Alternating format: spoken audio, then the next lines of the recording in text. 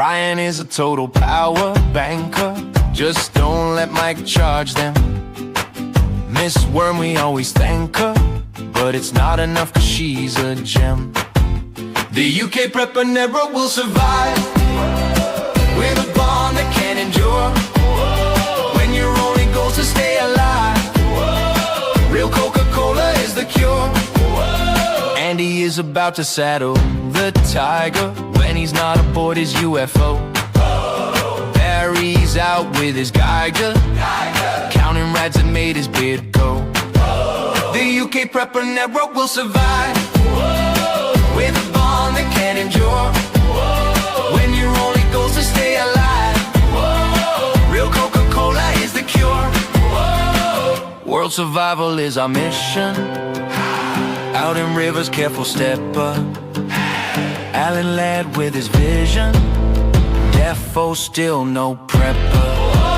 Hawkins, hacking Hawkins. We've seen his face and let's just say it's enough to take to your eyes with pins. And of course his radio skills pay the way. The UK Prepper Network will survive with a bond that can really hit. When your only goal's to stay alive, Mike took way too long riding this shit. That took so long. Andy's left.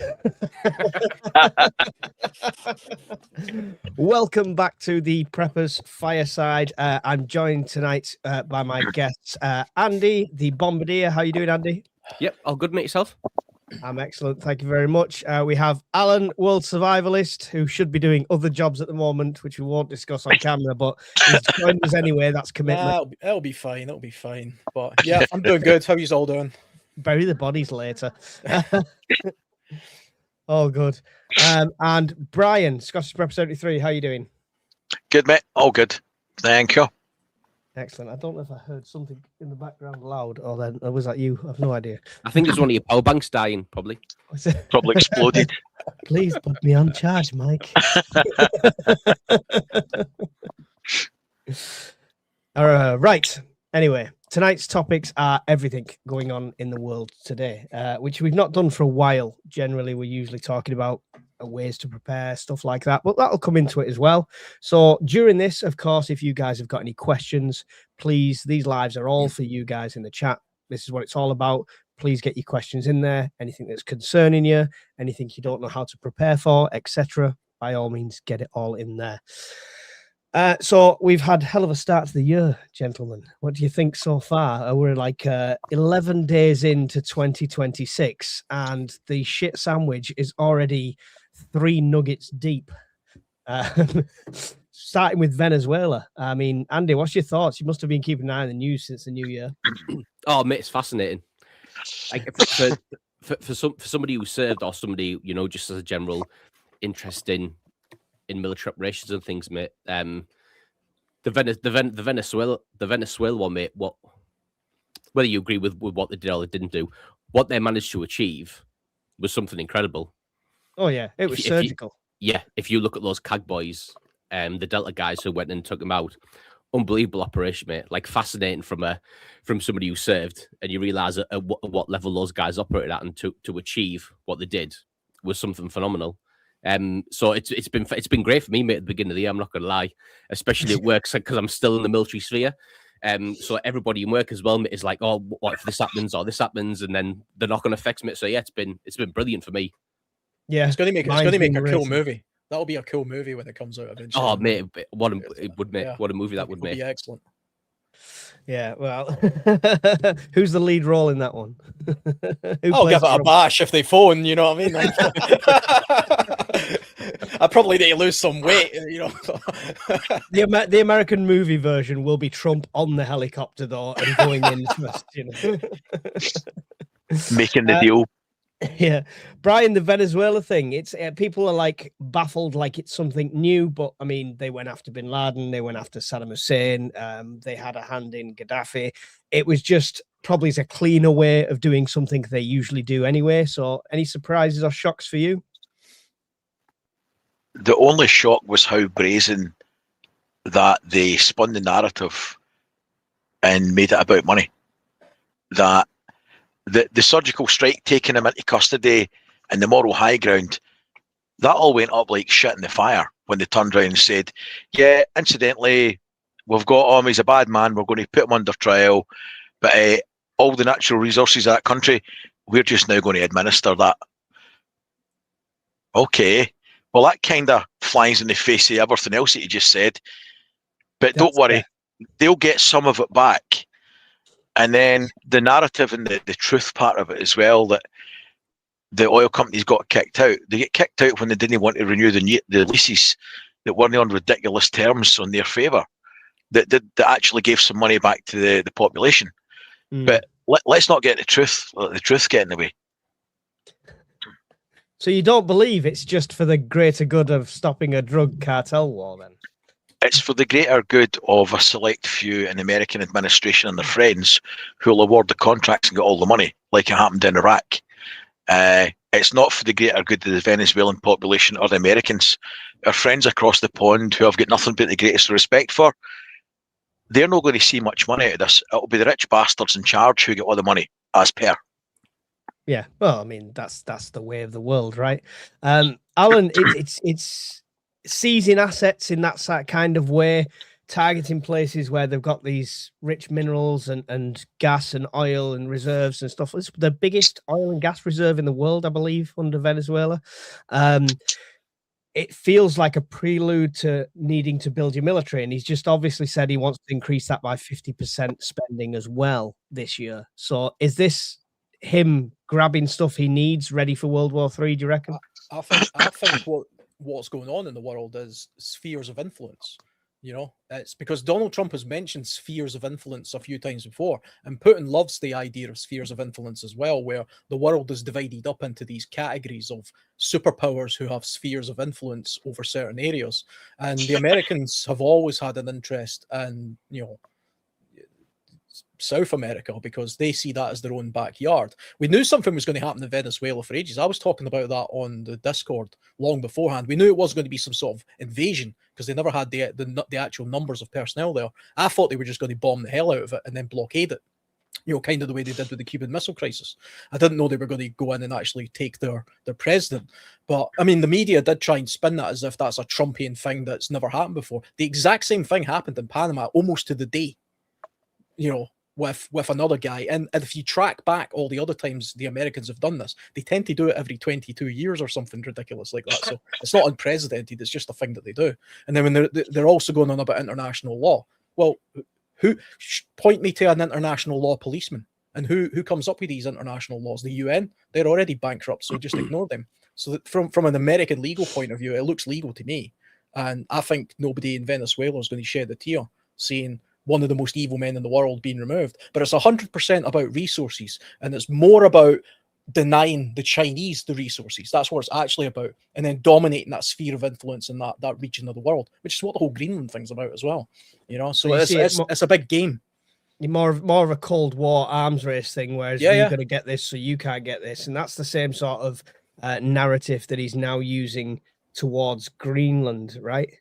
Yeah, well, I mean, he's playing real life risk.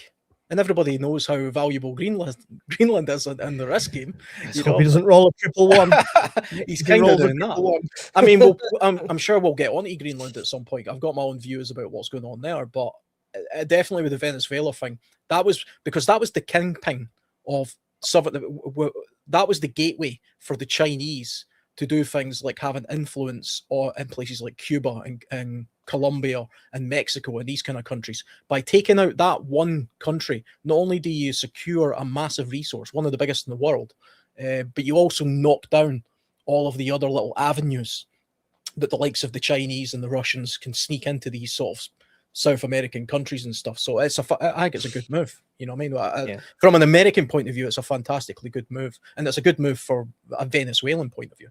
You know, terrible for the Russians and even worse for the Chinese, because they've put billions of loans into Venezuela over the past 10 years, literally billions and billions. And now that's all going to go goodbye, you know? Yeah. Interesting how that plays out. Yeah, we'll go to the get a few of the comments in. We had a question. I watched the Fallout Shelter video you made about radiation. Should everyone be wearing a mask in the room or just when going out if you need to? Yeah, the masks and NBC suits is if you had to leave, but don't leave if you can avoid it. And just to establish, I'm not on about sealing the room airtight so you suffocate, as one of the comments mentioned. The sheeting on the door and windows an extra layer, as if you like didn't have double glazed, and it's for like particles. Yeah, this is solid stuff, not really the actual air you're breathing. So make sure it's still ventilated so you can not die that way as well. But the masks are only for going outside. Yes. Thank you for that. Whiskey Jack J, did you see reports coming from Venezuela that troops were rendered useless due to a sonic weapon used when they captured him? Actually reported and verified. Have you heard this one, Andy? No, mate, I haven't. No. Interesting. Anyone heard anything on this sonic weapon? There was a thing Michael Clark had spoken about briefly about tech that they had used that shut everything down, and I assumed it was to do with the power grid and comms. But like a directed EMP charge sort of thing. Yeah, I thought something like that, but things came back on again, so I kind of discounted that. It's very interesting if it's. They're not usually that worried about collateral damage. They usually emphasize force protection first and foremost over collateral damage. Yeah, interesting. We'll have to do some more looking into that one. Thank you for that one. I'll find out when I make it work and I'll let you know on Discord. That'd be great. Yeah, awesome. Do you think it would be a good idea to set up mesh core network around my area? Yes, I think we would all agree. Yes, definitely. Get involved on the Discord with our mesh group, and it'll all interlink.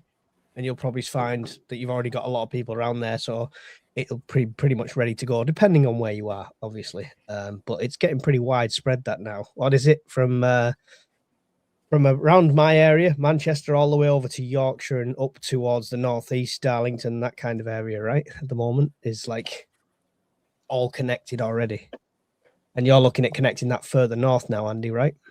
Yeah, so there's already repeaters where my mum and dad live, and it's already connected all the way through Dalton, where Hawkins has got one of his repeaters.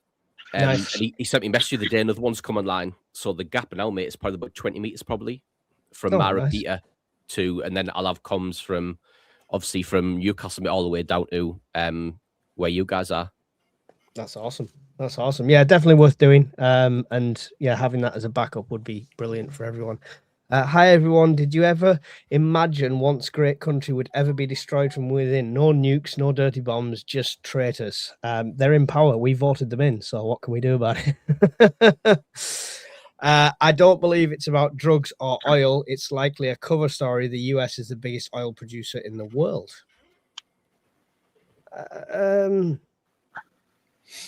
So if it's not about the natural resources or the drugs, I mean, there's got to be some sort of narrative.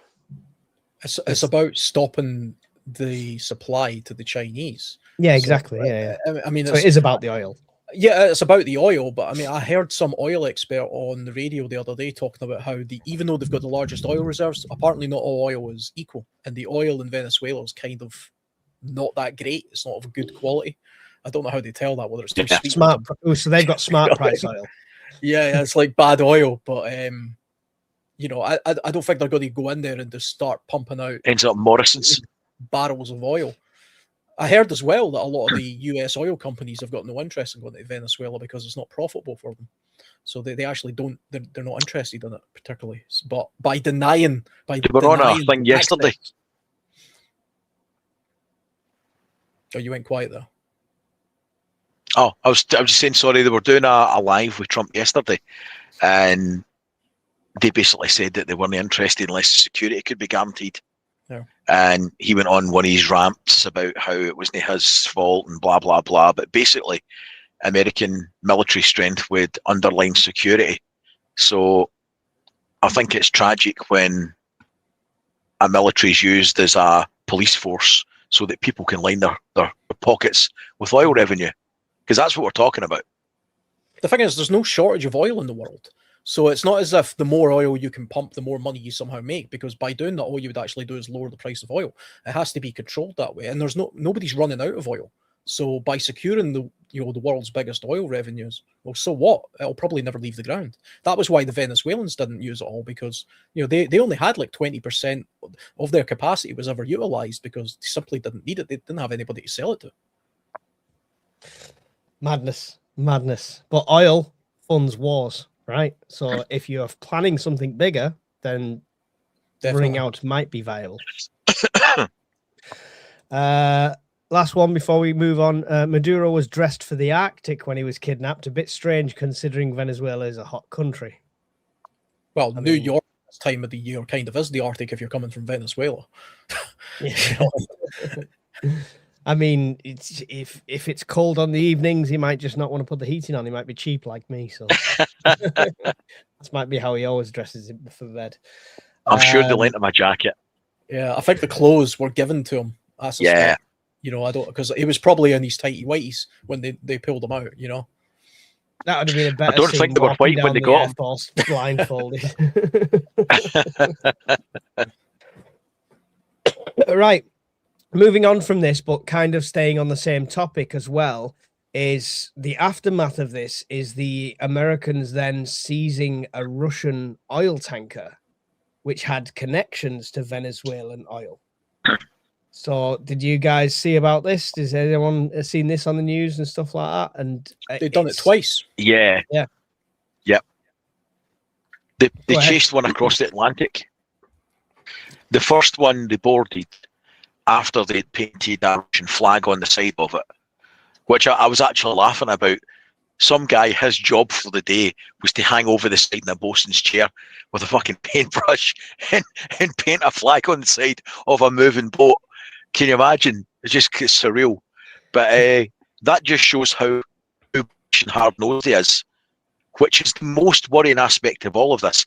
If he's decided he's going to do something, regardless of the political fallout or anything else, he's just decided now he's doing it.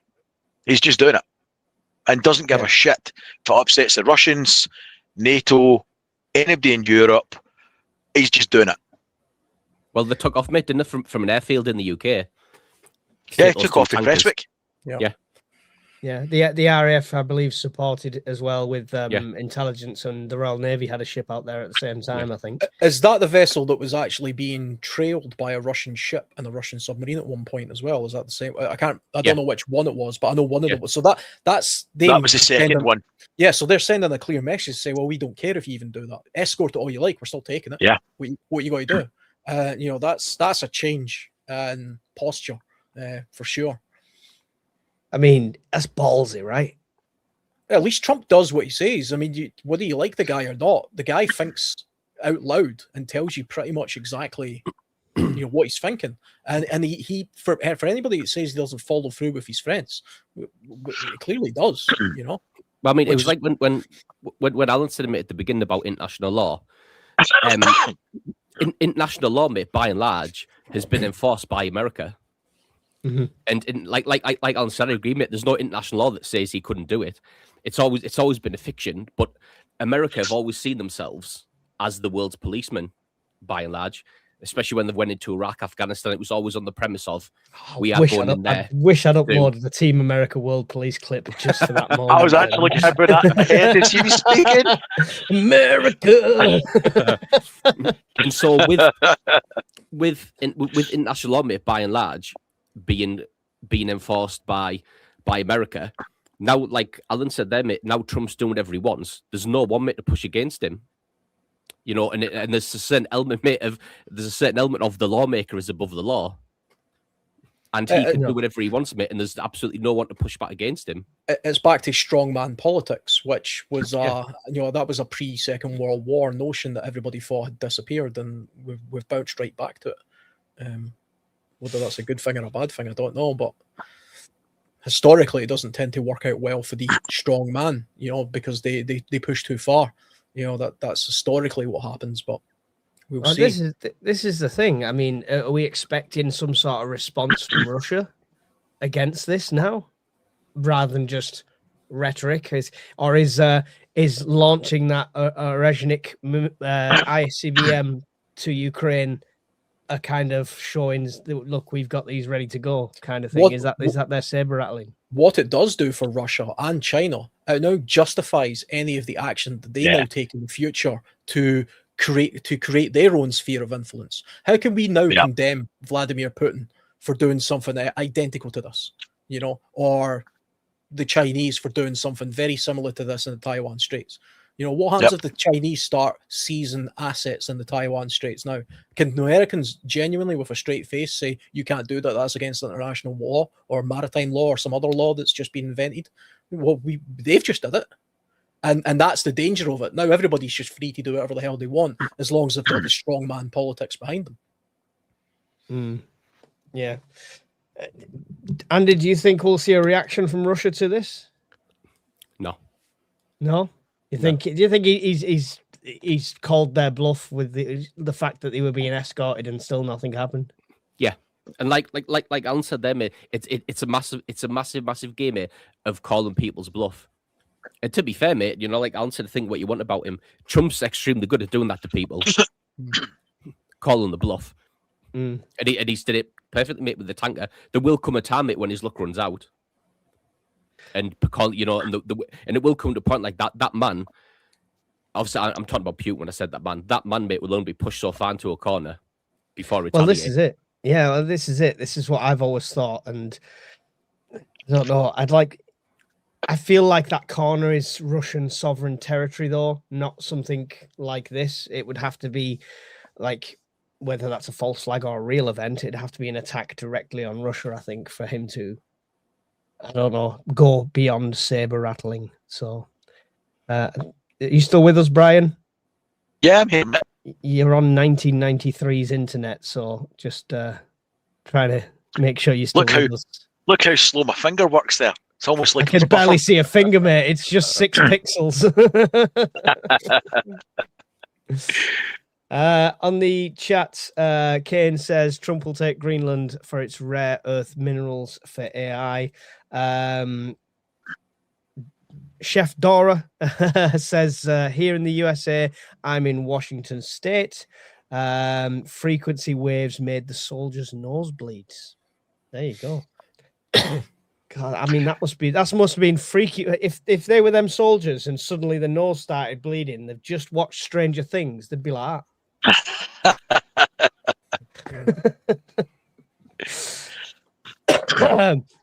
It's all interconnected. VN, Iran, Russia, China, Venezuela. There we go.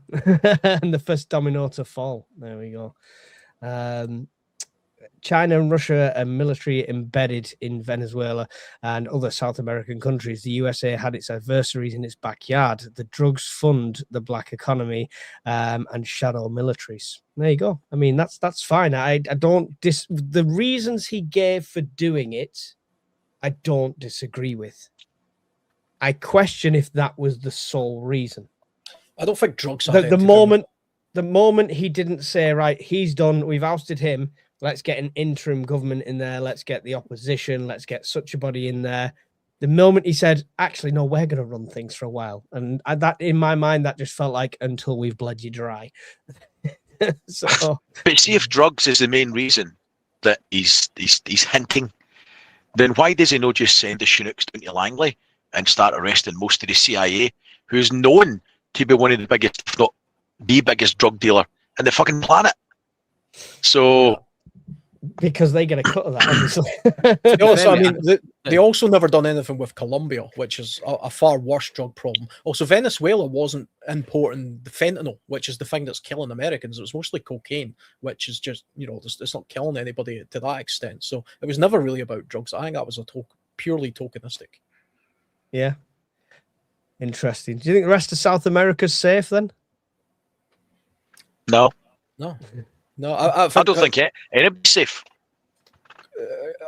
Cuba and Colombia are definitely on the chopping board, I think. I mean, did you not hear him today? Go on. He said today on one of his lives that Cuba has to make a deal soon. Time's running out. Cuba That was just does. today. Yeah, that was today. Honestly, right. Somebody mentioned Risk before, and funnily enough, I've already recorded a video that I mentioned to the lads that I wanted to do, and I was just too ill to do it. And but I also recorded- today, he met Netanyahu about possible military strikes in Israel. Brian, are you reading us? Hello. Hello. Mid-string, Well, yes. we can hear you. It's just like you've got like a slight 1 second delay, I think, from us because your picture's Got a terrible. 3.5 minute delay. The picture's not a great loss, let's be honest. Wait till he replies to the delay. Hang on. I can hear you fine.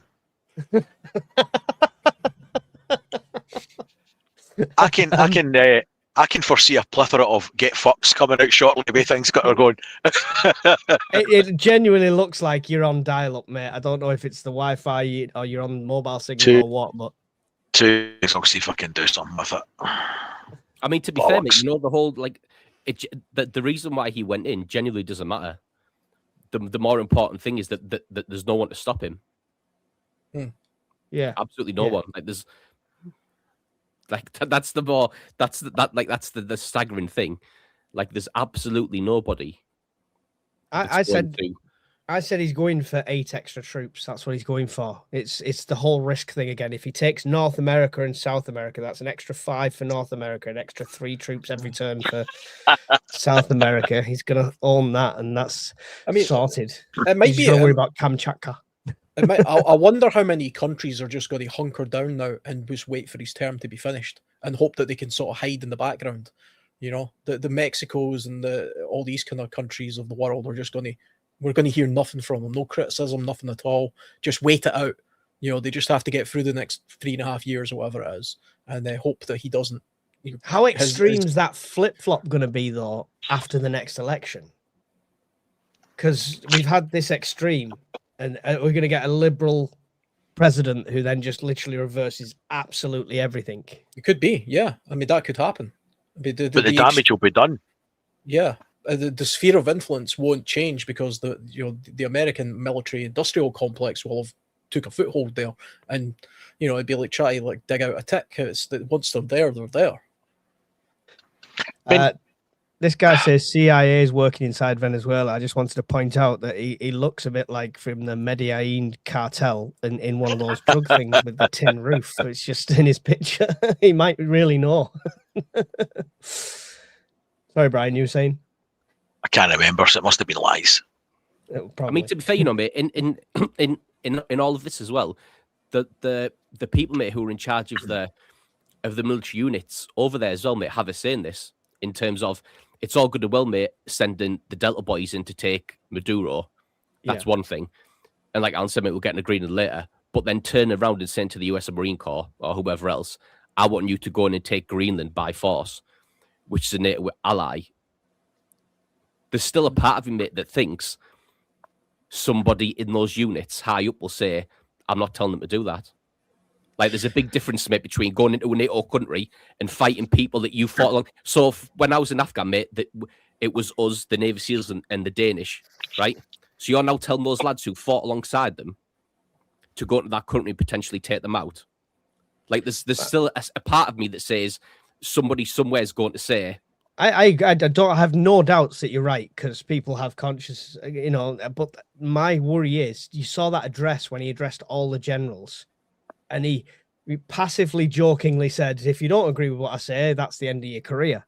Yeah. And he wasn't joking. He'll just change them. If somebody doesn't follow his orders, I have no doubt he'll be like, okay, well, now you're assigned to this Alaskan post in the middle of nowhere. But he did that. Sorry, Al. No, carry on, because I was just going to say something else about Venezuela before we start talking about Greenland. What's not the Natural History Museum, but it's something like that in the States. And they had a picture up of him, and it had, this is Donald J. Trump in his term. He was investigated for this and caused riots here. The leader of that organisation was taken, they got fired. They got fired, and the picture was changed today. It's the change of pace that's the problem. I think he's just decided, fuck it, I'm just going to do it. I'm going to do everything now, and that's it, and we'll deal with what's left at the end. In the last 2 weeks, he's now decided he's going to attack Iran with Israelis. He's talking about wiping out a NATO ally and disintegrating NATO. Shit, the Russians have been trying to do that for the last 60, 70 years. He's going to do it in a fortnight. Yeah. Was that the Smithsonian Museum or? That was it. Yes. Yeah. The new person in charge changed the picture. See, the interesting thing about Venezuela as well, for all the people who are going on about regime change and stuff, the regime hasn't changed. There's no military personnel in Venezuela, not a big number anyway. So it's not like the Americans are there holding the ground and saying we're the interim government, despite the fact that Trump said we're going to run the country. It didn't actually mean run it the way like Iraq was run. There's no military there. It was all done. It was a snatch and grab of a president. But the government that president, so-called president, actually ran, they're still in charge because the vice president just immediately took over.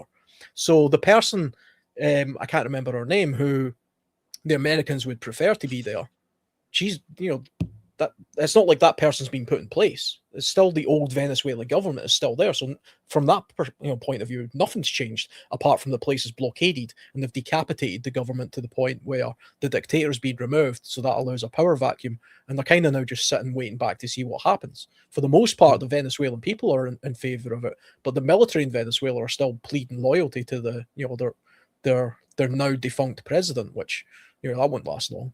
But it's weird that nothing else actually happened after that. Yeah, there's no backlash instant sort of thing. I would imagine before they went in, they know everybody that's in charge, all the power players, all the military leaders. They've been told. It's not out with the realms of possibility. They could have been contacted directly, or have they received a text message at night and said, "Listen, he's gone. Things will stay the same. The things that they didn't do in Iraq they toppled the military and wiped it out, and it caused them all sorts of problems. This is smart. If they leave everybody in charge on the pretext that they do as they're told, and they keep their jobs and their families safe, and if they don't do that, they'll be in the next helicopter with their boss." Yeah, that makes much more sense. It makes much more sense. So the current vice president who's now taken over, I would bet a sizable amount of the crap in this room that he knew that was coming.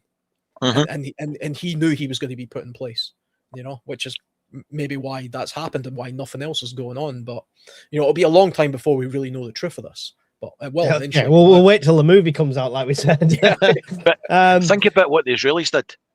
They blew up. They knew everybody in Hamas and gave them all their phones, and they blew them all up at once. The intelligence apparatus know quite well and have known who's in charge. They could have received a text message half an hour before or during this attack and say, "Listen, he's going. If you don't want to go with him, wages will be paid, everything will stay the same, but we're running the country." That's quite the choice. I saw an interesting post as well, which was about previous presidents who had done a similar thing and then killed bin Laden, for example, and then killed Saddam, for example, and killed this, for example. Trump went in and captured. So he's actually the most humanitarian out of all of them that have done it. So there's no martyr for that. It should also be pointed out, though, that the history of the United States interfering in sort of Latin American countries and trying to inflict regime change, historically, it's never worked out that well. It's actually never really worked in the favor of the Americans. I mean, take a look at the Bay of Pigs scenario and all the chaos that went there. It never seems to work out that well for the US when they try to take ownership of that region, because there is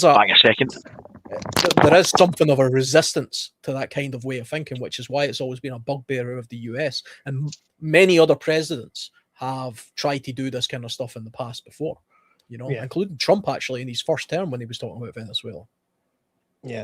Dyslexic, I like your name, said, "What riots did he cause?" I don't think Brian wasn't saying he caused riots, it's saying that's what it said on the museum picture under him, that he caused riots. And I don't believe he caused riots either, unless you watched, the only thing you watched of it was the BBC edit that edited a 1 hour clip between two clips and put them together to make it sound like he was rallying the troops against the Capitol. So, but he wasn't saying that we believe that, he was saying that's what it said in the museum piece for it. Do you guys think the Danish military will go down fighting if the US takes Greenland, Andy? I think if somebody came into, if you're stationed on Greenland, mate, and somebody comes in aggressively, to take over your country, you're going to fight back, aren't you? Yeah. But So, I mean, say for example, if Russia invaded here, would you want to fight back? yeah, of course. Of course you would do, and I don't see it being any different, mate, for them. Especially if think about it, right, mate. If they came in, I don't know, say they came on the coast and just walked in, right? Maybe there would be a bit of a tense standoff. But if they get bombed and then troops hit the ground, 100%, they're going to go down fighting. They're not just going to. It's kind of like a reverse Falklands. The only reason I'm asking, I don't know the people, and if you've worked with them, if you've actually served with them, are they patriotic kind of? You know what I mean? Is it that kind of people, or you know, it's a weird thing, mate. It's like I've never serving in the military, mate, doesn't necessarily make you patriotic. And I know that sounds like a weird thing to say.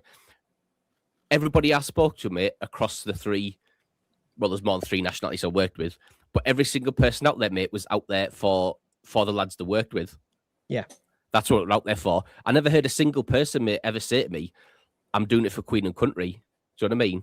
Or I'm doing it for the president, or I'm doing it for folks back home. It was always for you wanted to be a soldier, you were sent there, and now your common goal was you want to bring everybody back together. Yeah. So that doing it for my country, doing it for my president, doing it for my queen is what you think right up until the point you start, right? Yeah, I think, and especially when you go on to, especially when you see, mate, the way that you get treated, the things, the kit and equipment that's not there, the systemic failures of the government, your attitude switches very fast to a case of, to be fair, mate, it makes you more tight-knit as a group, because it generally is us against them, and we're going to bring everyone home.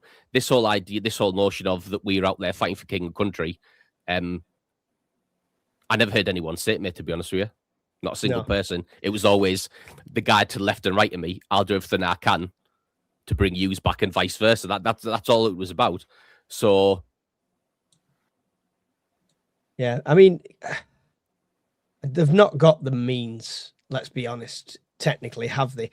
But I mean, we're going to go on to Greenland now anyway. So we'll go on to that. This could put a massive wedge into NATO, right? I mean, Alan, what's your thoughts on it? First, I don't think America will militarily take Greenland. I don't think that's going to happen. I could be totally wrong, because Trump, of all the people, is the kind of guy who could just suddenly surprise me and do something like that. Weighing up all of the options, it doesn't sound likely to me that that's what he'll do, for lots of different reasons. Like I was saying, it almost feels like a kind of reverse Falklands if he was to do that. You know, there was Royal Marines based in the Falklands when Argentina invaded, and they put up a bit of a tokenistic fight because they didn't actually have anything to sort of properly resist the might of Argentina at the time. But they put up a resistance because that was their duty to do that. And then, of course, they surrendered and they got repatriated, and then they went right back out once we sent people there. But I say it's reverse because obviously the Danish aren't going to fight the Americans. If America militarily wants Greenland, they're going to take it. There's nothing anybody can do about that. But there's no reason for them to do it. It makes no sense to me. None of it at all. So I don't think it's going to happen. Huge assets, minerals. But they have all that now. No, but I mean, they're not taking it. But they can. Yeah. There's nothing stopping them. They can build as many military bases in Greenland just now if they want, and they can send as many mineral companies as they want right now under the two current agreements. So there's no reason for doing it. There's only one reason I can think of why the Americans would want to absolutely take over ownership of Greenland from a territorial point of view, and that is to exclude Europeans. Well, I mean, someone said there, Greenland will do a deal with Trump to keep sovereignty, yeah, or whatever, allow the US to put defense infrastructure in and ultimately benefit. Trump wants it because of the nature of the tech. He can already put... They already have unlimited. It's unlimited. They can already do with it. Like, they've already got the agreement in place. He could build a submarine base there, mate, if he wanted to. Like, everything is already there for him to do that. Yeah. He was arguing with a reporter 3 nights ago who said, well, actually, Mr. President, you were one of the other presidents who shut down 4 bases in Greenland. We had X amount and you shut down 4 of them. Nah. And he went off on a rant about Sleepy Joe. And then it was what news organisation are you with? They're terrible, terrible. It's probably worth saying. I notice a few of our viewers are getting a bit prickly. This isn't a poke at the US. We have got nothing but the greatest of respect for our friends across the pond. However, most of us would emigrate there. So yeah, but we're entitled to an opinion about poor choices or what we think's poor choices. The same as we'll comment on our own shitty government because they make shit choices all the time. It's not a bash the Yank session. It's just because this is topical, and because a few people are starting to get a bit nippy about it. I noticed. Don't take it personally. It's a discussion and it's an opinion, and it's not slagging anybody off. Yeah. No. I mean, it is literally just discussing literally what's happening in the news. If it wasn't happening, we wouldn't be discussing it. It's as simple as that. Well, I mean, it'd be interesting for our American friends. We've got quite a few of you in the chat at the moment. There's 198 people in here. It'd be interesting to know the fact that he can put defenses there, the fact that he can have mineral deals there already. What is the reason he would need to take over Greenland, in your opinion? So if you can put that in the chat. Like Alan said there, mate, where he said that the reason he thinks he'd do it would to be exclude Europeans. Mm-hmm. The reason why I think he would do it is to blow up NATO and finish NATO once and for all. Do you think he wants to pull out of that NATO commitment, like financially and militarily? And this I don't think I personally, mate, I think he wants NATO gone. And if the quickest way to do that would be if you invade, if he went into Greenland and invaded a NATO country, and the other NATO countries did nothing, it's the death of NATO. Yeah, it's gone. It doesn't exist anymore, mate. I think they were talking about that. I think there would be a European version of NATO. I think that's what would happen. It would just be. But to be fair, mate, EU, right? So look at it this way, right? If the old NATO's gone, yeah, it's totally gone, and then you make a new European NATO, yeah. Why would Putin think of anything else other than, well, if I went invaded UK, why would anyone come and turn up? It's an absolutely empty threat, because if America did it and got away with it, why couldn't he get away with it? Like, it's an absolute shell of an idea. Yeah, it sets a precedent of, so all of the guys who didn't turn up to defend Greenland are going to make a coalition that they're going to defend each other when they didn't go and defend someone who was originally in it. NATO. Well, I mean, there is a grey area, because Greenland is, as much as it's a sort of realm of, Denmark or whatever, it's not actually a European country. It's a territory. So you can have a territorial sort of dispute that way. But it's part of NATO, though. Greenland isn't. Yeah, but Denmark is. Yeah. But I can see the sort of middle ground where they're like, we're just talking about a territory. We're not talking about you as a country. Whereas, Article 5 talks about the country, not all of its territories. I mean, when Argentina invaded the Falklands, that didn't trigger Article 5, because although we own it, it doesn't mean, that wasn't an attack on the UK. It wasn't an attack on NATO, sorry. So there are grey areas, I think. Maybe I could be wrong with that, though. They were talking about this on the news the other day, about that if he wants out of NATO. So he's basically turned around and said, the European countries are paying their way in NATO. I totally agree with that. I totally agree with that. And when he put a shot across their bows last year, it's still not been well received, because we've still not done it, right? Or a lot of them still haven't done it. If he wants to get out of NATO, he needs to go and get approval from Congress and everything else. If he does it this way, he gets out the back door and he doesn't need to ask permission from anybody. So it's a backdoor exit without having to ask for permission. He just does this and that's it, gone. It could be what he wants. I don't know. I'm just throwing out ideas. Somebody's already told me I'm wrong. I don't know what I'm wrong about instantly, but if you want to let me know what I'm wrong about, we can chat about it. Yeah, just listen, just a quick warning to the comments, right? If you're saying anything in the comments that YouTube wouldn't like, our moderators will remove you, because for the sake of the podcast and everyone's channels on here, if you're saying something that is not politically correct, for example, then we the ones that get chastised for that. But we will go to the comments now because we've got quite a few comments regarding this. Joshua says, as an American, we want NATO gone. We are tired of supporting that shit. There you go. I agree. He wants NATO gone, says Francino. The same reason as he did Venezuela, to stop Russia or China taking it. I'm not buying that one. I'm not buying that you're going to take over a country to stop Russia or China taking it when you already have the position and facilities to put defensive measures on that country. Yeah, so you could put an American base on there and that would stop them taking it, because that's technically US sovereign territory as soon as it's on that base. So that I don't buy that one, but yeah, okay, good to get the opinion. Surely if he did take Greenland, that does protect the UK more from Russia and China. I'm not sure how that works. It probably doesn't, because it would dissolve that NATO agreement, putting us all in a bit more of a vulnerable position in a way. Look over the pole, not across the EU. I mean, I get that. But again, it's definitely strategically significant. But all the strategic things are there in place just now. It makes no sense. And it can only be to exclude a European country from having access to it, which is what they could then do. They could then boot all of the European nations that train there and the Danish out and say, yous aren't allowed in because it's now all ours.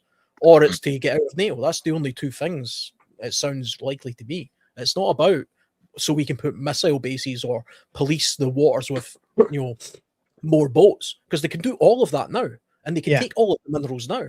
The rare earth minerals, by the way, aren't rare. I don't know why it's got that name, but there's plenty of them all over the world. It's another weird thing when I was looking at the rare earth minerals the other day. I'm surprised. Oh, go on, mate. No, go the pager thing.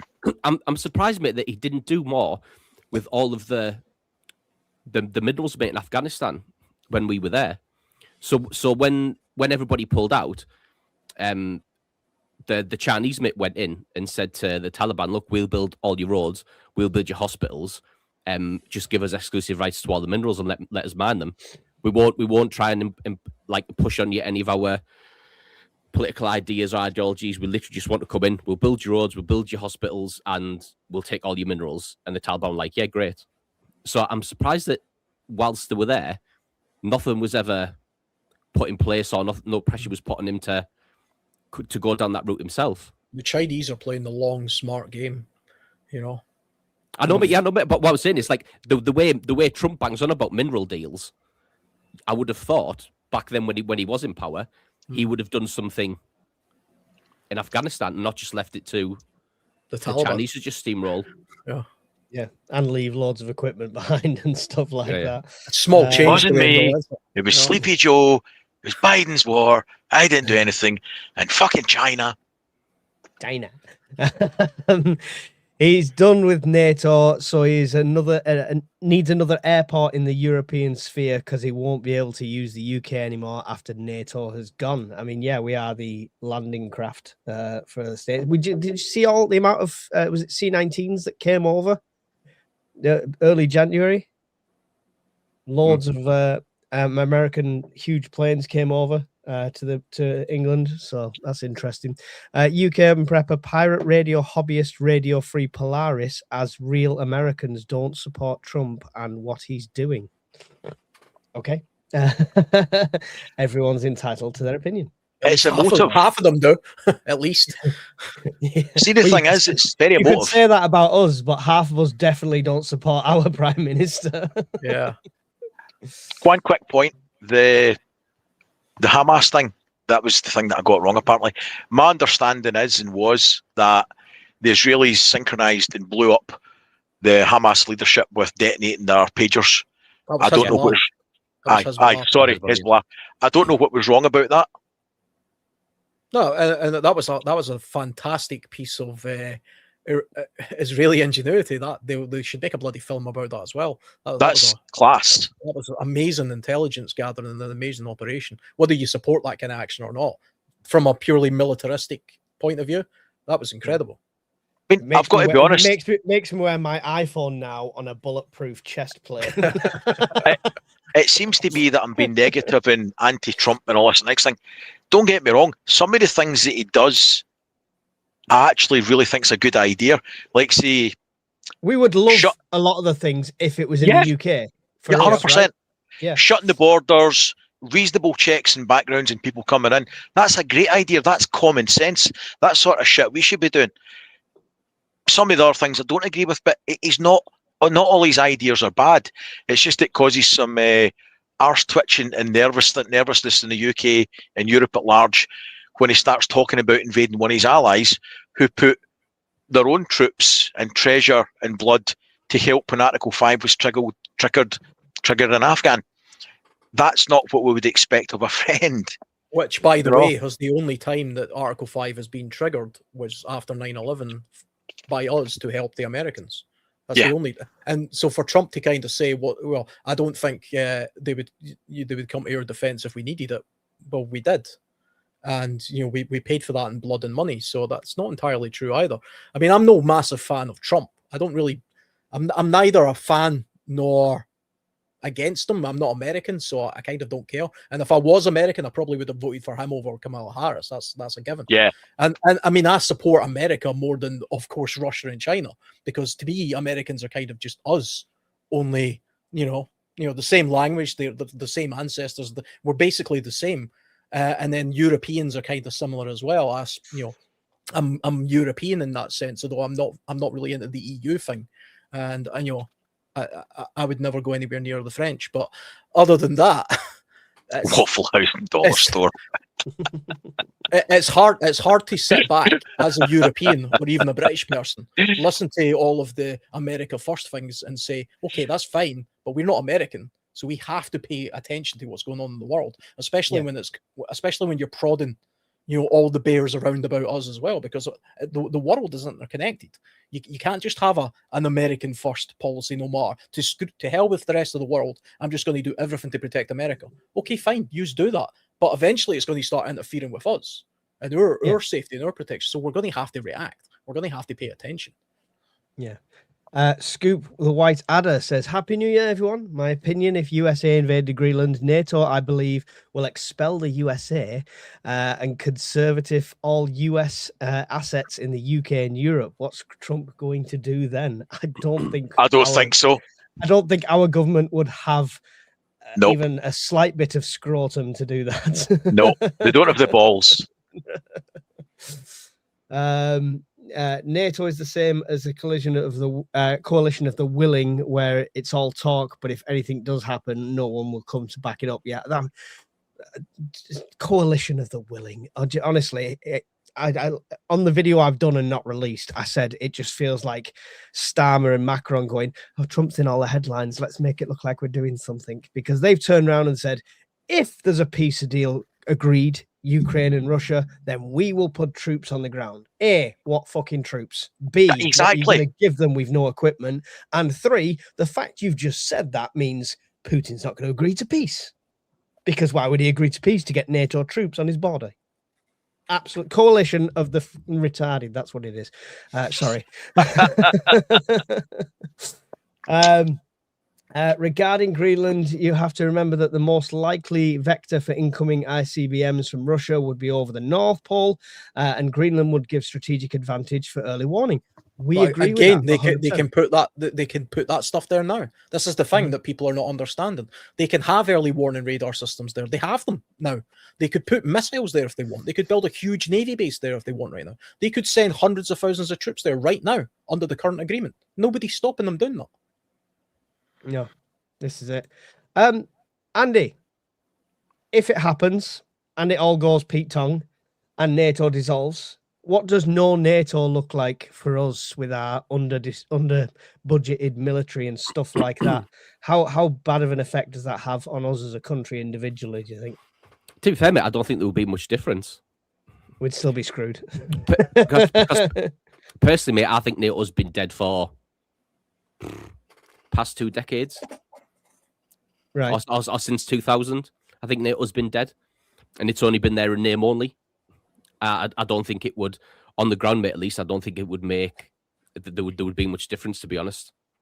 Do we lose that deterrent though because we've not got... I don't think it is, mate. I generally don't think it is. I don't think NATO is a deterrent. No. Do you think people don't believe that America would come to the rescue anyway?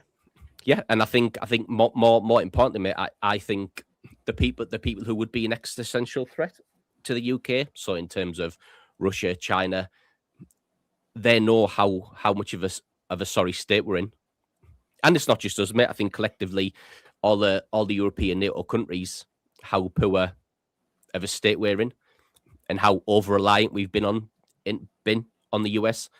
Yeah. Over the past 4 decades, pretty much, really. And they've let them do all their heavy lifting. Now you've got a guy who doesn't want to do the heavy lifting anymore. And he's saying we should pull our own weight. It's hard to concentrate with Brian, keep touching our faces. No, I'm just about to start kicking people for the chat, mate. And so I don't think we would see a difference, mate, to be honest. Well, yeah, I mean, I feel like, yeah, I think you're right in that sense, but I still think the thought of NATO keeps us safer than we realize. But if literally it sets that precedent as he can invade a country and do nothing, like I say, it kind of puts everyone at risk that way. To be fair, mate, like you said there, that threat of NATO keeps us safe. If anything does happen, mate, with Greenland, that threat's gone. Yeah, exactly. And probably's not as instantly affecting us, but I'd probably worry more about the Baltic states right on the border of Russia and stuff like that. You know, if there's, I don't know how it's... NATO's one big bluff anyway, really, when you think about it. So the idea was always, okay, if one country is attacked, we take that as if we're all attacked and we all somehow retaliate. So, I mean, can you imagine somebody phoning Trump and saying, Russia have just nuked the Balkans or nuked Poland even, right? Should we now nuke Russia, but they will definitely nuke us and we're all going to die? Trump would probably say, who are you even talking about? What are you going on about? They're not going to end the world effectively over these countries, I don't think. I don't think they ever would genuinely, go to that extent. So from that point of view, it was always a bit of a bluff anyway. And even the Russians had this idea of a tactical nuclear war could be fought in Europe, where it wasn't an all-out mad type thing. It was localized to certain countries within Eastern Europe. If Russia invaded or nuked an Eastern European country, would Britain, France, and America nuke Russia? I doubt it. I mean, I just don't believe it would happen. We'd maybe go to war or do something, but there wouldn't be a nuclear exchange, I don't think. I think you're right. And Britain out of NATO, if NATO disappeared tomorrow, I mean, the biggest threat to the UK from a genuine militaristic point of view is Russia. It used to be Germany for pretty much the entirety of the last century, but let's say it's Russia. Okay, Germany and British military spending, even at what it currently is just now, is still larger than Russia's. The Russian economy is just the size of Italy, right? That Russia's not as big a threat to us. Take away Russia's nuclear weapons. What are they? They're not going to be able to mass mobilize across Europe and reach us all the way over here. It just isn't going to happen. They can't even hold most of Eastern Ukraine.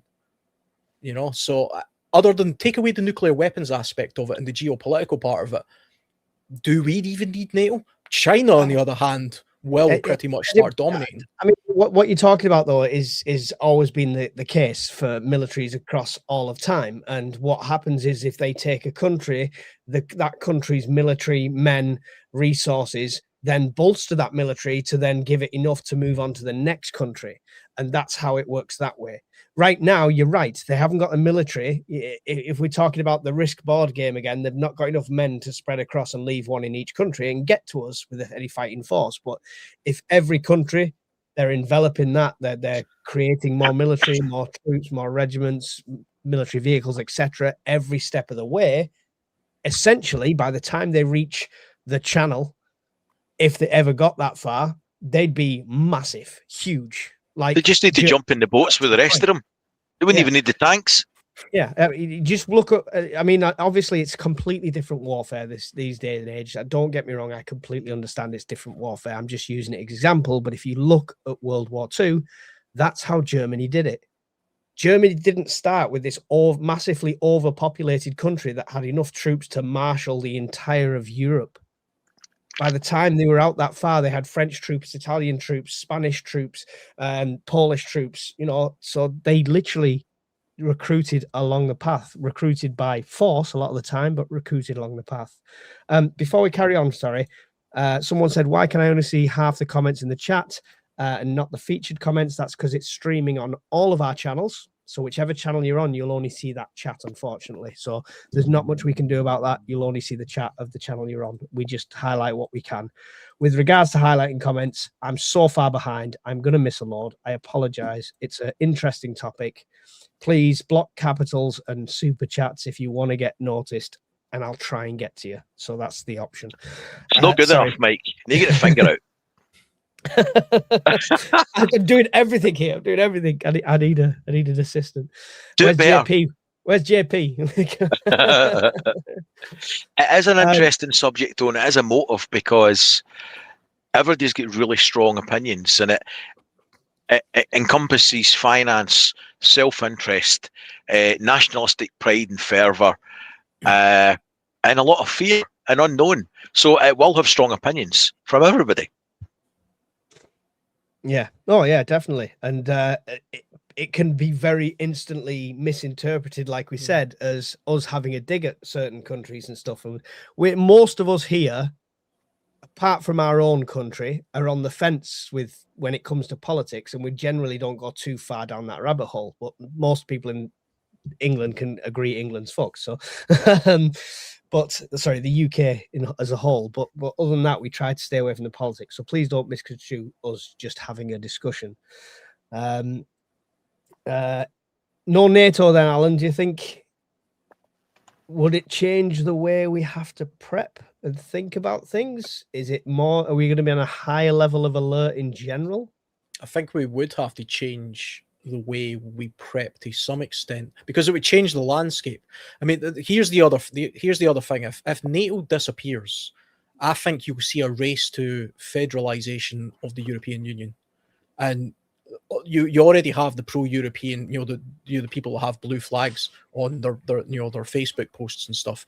They love the idea of a federalized Europe with an EU army, which would effectively just replace European NATO. Britain wouldn't be part of that. We would be kicking and screaming our way, away from that, and that would isolate us even more. So Britain ultimately, once again, like after the Second World War, could be the biggest loser out of all of this because we're stuck in the middle of a federalized Europe and a nationalized America doing their own thing, and we're stuck bang in the middle.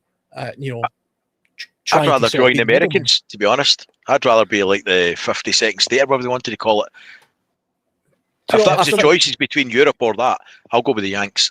I think on there you balance, go. So would I, to be honest, on balance. It says, we are sitting on the best quality oil in the world. Can we be next, please, Mr. President? Remove our dictator. That's from Mark's Adventures. A funny thing, I was listening to a podcast a while ago where they laid out all of Trump's reasons for taking Greenland. And do you know every single one of those reasons could be attributed towards Scotland? He could literally annex Scotland for exactly the same reasons that he justifies the annexation of Greenland. Please, my wife loves Florida. Bring it on. The passport alone is worth it. You can have it. Wait till I move. Wait till I get the land. Us as individuals prepping, how would we do that though? I mean, I don't think materialistically it would change too much, but I think what we would have to do is take a look at how we get a lot of our services, for example. Even things like, somebody was talking about having Starlink at work today, and I was thinking that it's entirely US controlled. And then you've got the Chinese influence when it comes to like Chinese motor vehicles and AI and things like that. I think we would have to start dividing our resources based, or looking at our own personal preps based on the origin of where those preps came from, when they came to things like power banks or cars or technological type things, and also for parts in the future. If some sort of mass blockade was to take place and suddenly we couldn't get any Chinese parts anymore or any Chinese technology, if you've got a house full of Chinese preps, DJI Phantoms coming out your ears and power banks from DJI and all this kind of stuff. Suddenly you can't get any parts for it. Yeah. I mean, who's to say there's no software updates? There's nothing. And suddenly you have to now find the British alternative to that, which will be clunky and made of garbage probably. Can you imagine it? The new trying to say about British ingenuity, we could definitely make something. It might cost you 72 times the price, but we could make it. Yeah. Here's the new British Kindle. Look, here it is. That'll be it there. In some ways, when it comes to the electronic stuff, it might actually be worth considering. Maybe I should buy a British version of it if there's one available. I don't know if I don't know what the best British-made power bank is, if there even is one. But maybe we should think about, if you're going to buy a power bank, maybe you should buy one that's sourced. All the parts are sourced in the country of origin. I mean, yeah, it's definitely food for thought in that aspect. Do you think much will change, Andy, if they take Greenland? Do you think it's going to affect us? Like, I mean, I know you say NATO is name only now, but I mean, it's going to affect a lot of relationships, right? And trade agreements, surely. Yes, but like Brian said earlier, mate, they're not going to do anything to Trump, the British government, at all. They're terrified of him. So Starmer might go on the podium, mate, in front of number 10 and say how he thinks it's wrong and how he thinks he should reconsider his actions and how we should stop this course and take another one. But that's all you're going to get. We're definitely not taking any assets, mate. We're definitely not trying to impose any sanctions. We've got to sanction anyway. We'll stop. You know what I mean? We'll stop sending you engineers and doctors. I don't know what. Yeah, threaten with them. So no, I don't think. But I mean, even when Starmer said, mate, about if there's a peace deal, we'll send troops to Ukraine. What a lot of pish. The man, right, mate, has no idea. Yeah. So if you want 1,000 fighting troops, right, to go, the rule is, mate, you need to times that by 3 for support. So if you've got 1,000 lads fighting on the ground, you need 2,000 people behind them to support them. So you've got lads fighting, then you need them to be replaced for downtime because you can't fight for 6 months indefinitely. Then you've got the people behind them, mate, support, front line support, as in me, so artillery people. Yeah. Then you've got the people behind that, mate. You've got logistics, you've got drivers, you've got all that type of stuff, right? So you have all. So let me get because I know people in the chat room, mate, don't like me bashing the military for whatever reason, right? And they don't like my numbers, right? The government, So the government's own numbers, right, mate? The government's own numbers are the MODs, right? So the number of fully deployable combat troops we have, So that's infantry, that's artillery, that's all support elements, right? Is 18,000. What? Wow. So that's all we have. Is 18,000 combat deployable troops, right? So if you think about, right, so at the minute, that's worse than I thought. So that's 6,000 fighting at any one time, right? Then if you divide that by that's 3. true, mate. Yeah. So if you take that as of today, right, mate, we are the British Army or the British forces, right, are currently in Estonia and Poland, peacekeeping in Cyprus. We're still doing counter-terrorism stuff in the Middle East, in Iraq. We're still based in Kenya, Brunei, and Belize. We've still got commitments in the Falklands and Gibraltar. And the Navy, mate, are doing a lot in the Indo-Pacific, right, and around Africa. So you've got all of those resources being drained on the British Army, and they're not ending, mate, anytime soon. In Estonia alone, mate, you've pretty much got close to division level resources being donated to it. So the head of the chief of staff, mate, last week said we could only afford to send a battalion. So a battalion, mates, between 500 to 1,000. So if we go straight down the middle and say there's 750 troops, what good is that going to do, mate, to the border of Ukraine? If you had, and then made it was even crazier idea than that. He said, well, if we can only have 750 there, what we'll do is we'll forward deploy like we did to Germany. So we can have more troops based there and families can live there. What guy, mate, in his right mind is going to go up who's missing, say, Grey Person here? We're going to go and live in Ukraine for 3 years but don't worry because you and the kids can come. Yeah, Do you know what I yeah. mean? All right, I'll take my kids to Absolutely. Ukraine.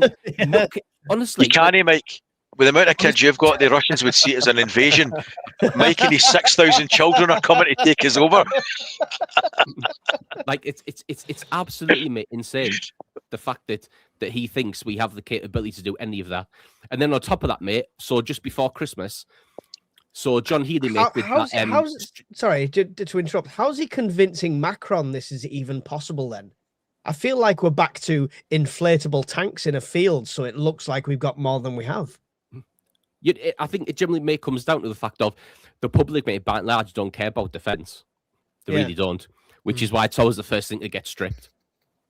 The British public, mate, do not want money spent on tanks, planes, better conditions for troops. They just don't want it, mate. It's probably it wouldn't even make the top 10, would it? Probably wouldn't even make the top 20 if you went round and spoke to the general population, mate, just to the poll and said, what are your top 10 priorities that you want the government to spend the budget on? Oh, yeah. It's not going to be the top 10. Yeah, exactly, yeah, mate. It's not going to be in the top 10. So him and Macron getting together and saying, to be fair, mate, I think there's an element of whatever said's a good soundbite. And by and large, the public don't care. So it's not as if it's going to be, a negative impact to them. I mean, they must know saying that in the first place, though, just means the chance of a peace agreement is slim to nil, right? Yeah, but then also, mate, so last year, John Healey did that strategic defence review. Yeah, and everything was costed, yeah? Mm-hmm. So before the government broke up for Christmas, the Chief of General Staff and his team did their own strategic defence review, right? And right before Christmas, they handed it to Starmer, and there was a £28 billion shortfall. And allegedly, he kicked off with that and said, how on earth have you come to the realisation that I'm £28 billion short when my defence minister, defence secretary... My super qualified panel. everything's costed. And obviously, the Chief of Defence Staff and his team are like, well, we're on the ground. We know what things cost. We know the procurement service. We know what we have.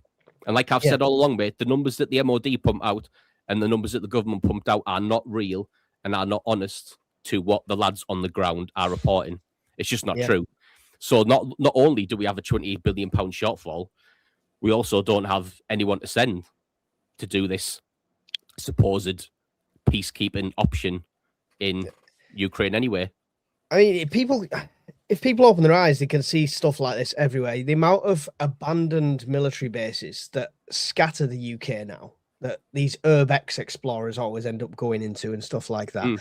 And now we've got bases that are just so underutilized, we're going to replace hotels with military bases and stick a load of engineers and doctors into them as well. It's just, it just goes to show, like, the fact they don't need that space anymore means where the hell is all the men and equipment that used to occupy them to capacity gone? It's just absolutely. How do we change that though, Andy? That's the thing. Is him saying that meaning if he has to back it up, he's going to stupidly and wrongly, in my opinion, introduce conscription to do so? No, I don't think he's mixed. Like I said before, the public, mate, there is no public will or political will to implement that. Nobody wants it. It's just a non-starter, mate. And to be fair, I've always said, I've always been quite, consistent on the point that I'm not a fan of conscription anyway. I don't think it's a good idea. No. But it's just not on anyone's. It's just and rightly so, mate. Everybody, I come at it from that point of view, and I think it should be spent because obviously that's my background. Whereas obviously Brian's background's power grid, energy. And Brian's always saying about how the power grid needs to be updated, infrastructure needs to be done, and rightly so it does. Then you've probably got EVAC in the Discord who works at the NHS. Rightly so, mate. They probably think the budget should be more spent on the NHS looking after people. And rightly so. I would say, mate, but in the public, the NHS and the power grid, mate, far outweigh with the general public. And to be fair, mate, if I didn't serve, I would probably be like Brian and Evac, and I would say that's what needs to be spent. Because it's what you see, it's what affects you directly, right? And we've lived in such a time of where most people alive in the UK at this point haven't seen the effects of war, the direct effects of war, World War II. We've got very few World War II veterans left. I know we had rationing for quite a period afterwards, so they would have seen them knock-on effects for a lot of people. But the actual direct effects of war, that generation is almost gone. And I know we say lest we forget and never forget, you know, and stuff like that. But the generation coming through just don't give a shit. It's not a case of forget; they just don't care. Yeah, and I know my rights. The normalcy bias is we live in a peaceful time. Do you know the easy way to fix this? See the big book of woke pish that we come out with and add to, right? Honest to God, I've lost that book, the ad. Right. Here's a big book. It's full of pink hair and arseholes sticking themselves to the fucking road, right? Why don't we rip this pish up and go back to the book of common sense? And that common sense is pretty simple. Everybody that can work should work. You're not getting a mobility car because you stubbed your toe or you've got PTSD because you saw somebody taking a shit outside. Everybody can work, should work. If we get the social welfare bill down and we stop taking people into the country who shouldn't fucking be here, then we'll have money for defence and the NHS and all the other stuff that we should be spending it on rather than 15 billion for hotel bills.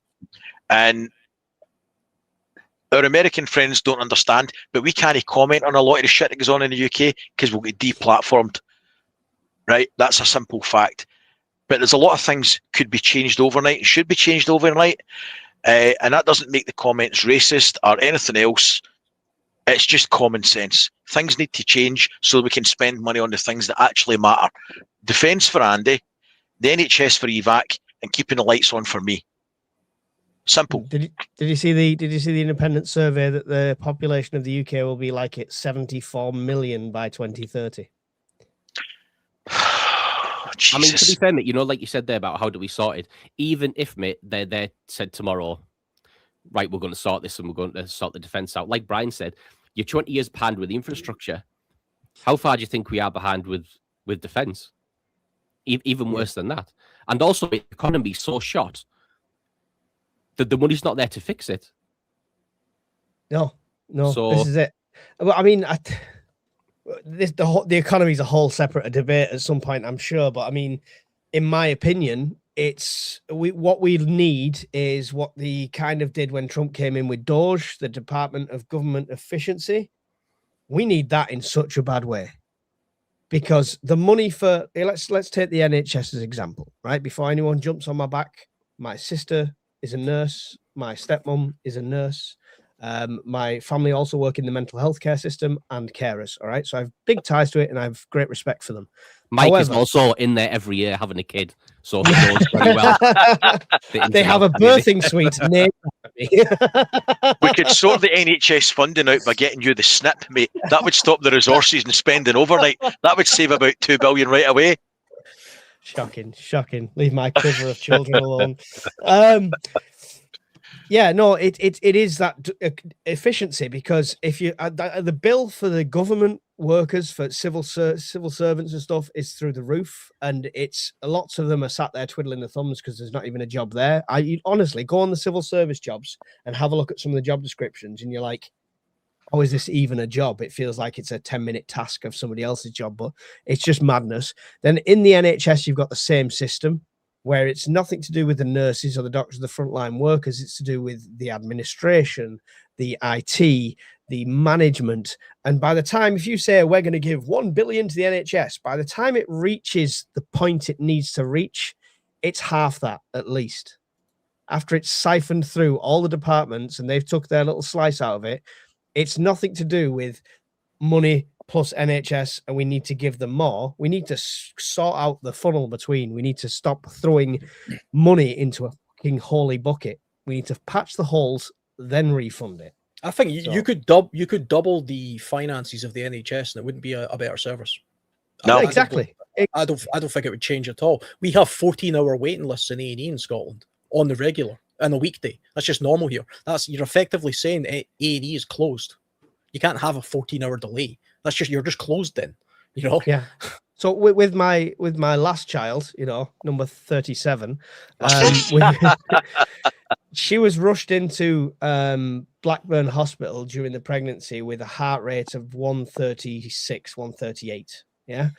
And it was just a super high heart rate and just kept going up and stuff like that. And she was rushed in there. We sat in a bed in a corridor right next to the bullpen where all the doctors and nurses have the computers and they're running out to the wards right there.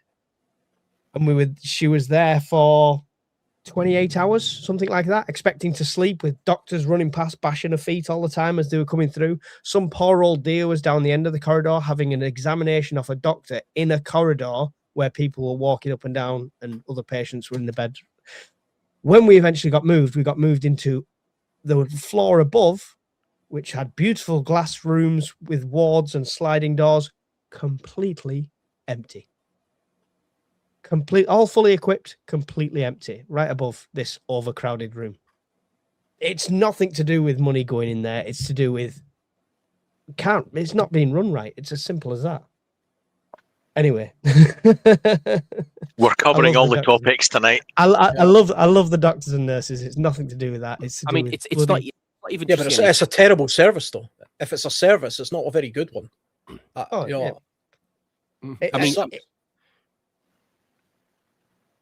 Sorry. I mean, if you look at the Ajax program, mate, that's $5.5 billion that's been spunked down the drain.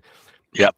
We were working the day, mate, talking about it, and there's lads, mate, now they've been medically discharged using that for because they've lost the hearing, right?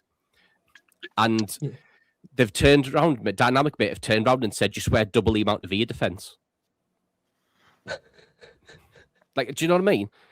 And it's been that mate itself has been pushed through because officers, mate, high up in the British Army have been offered high-paying jobs with a Dynamic at the end of their career.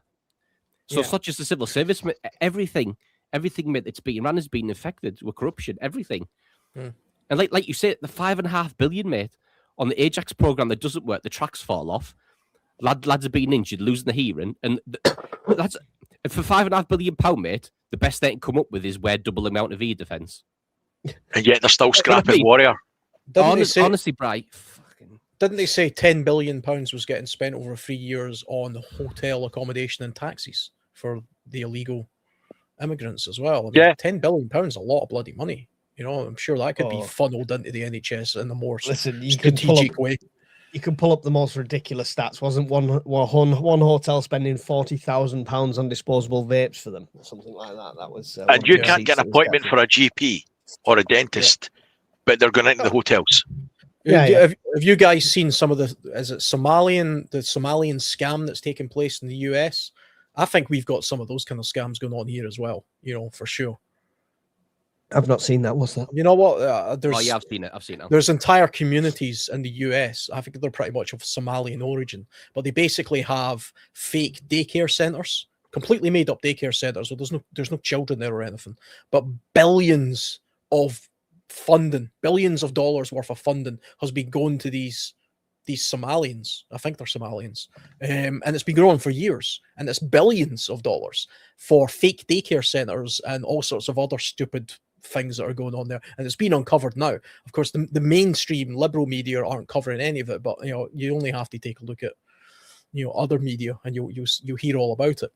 And it's actually been farcical as well, because at one point they had the image of this guy on, you know, who ran a daycare center, and they were saying, okay, well, if you have all these children and you're getting all this hundreds of millions of dollars, we'll just take a look at your records, and see what's coming in, what's going out, your books. We'll take a look at your books, The very next day he was on TV. Unfortunately, we got broke into last night and they stole all our paperwork.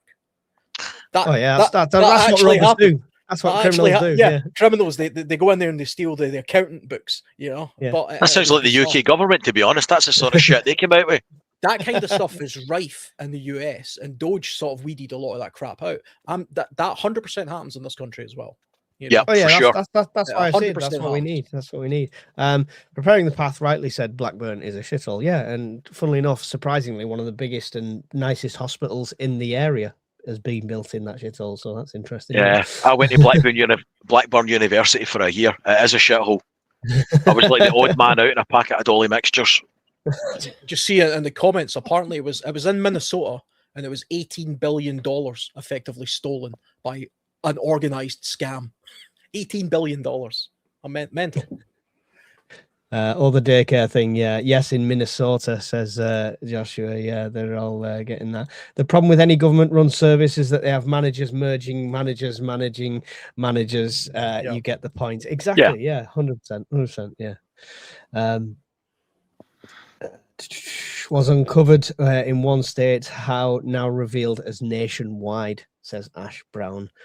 Wow. Absolute madness. Absolute madness. So what's the fix? I mean, it seems to be there's a lot of shit going wrong, and the populations on our American friends' side and our side, everybody's pretty hacked off with a lot of the same sort of issues.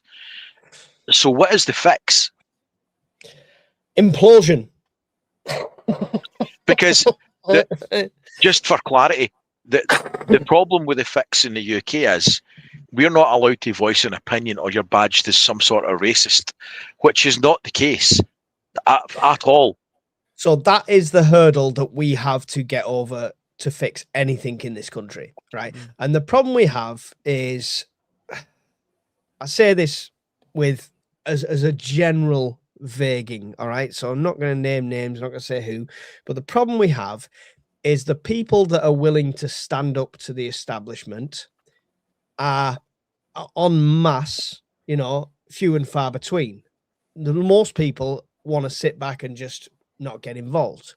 Now, the personalities / celebrities that could rally people to stand up to the establishment never take it beyond something that gets them popularity or fame.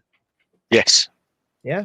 It's all well and good having 3 million people march through London to make a point for it to be dismissed the next day, and the government don't care and nothing changes.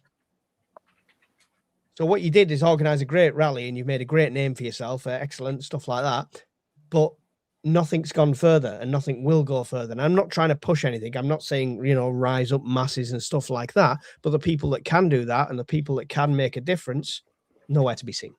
Most of them, lots of the antagonists for the UK on YouTube live in Spain or live in Portugal or live somewhere because they have to, because it's political asylum, but they're going to come on and they're going to tell us in the UK to do this and do that and stand up to it while they're safely sat in their house in Spain.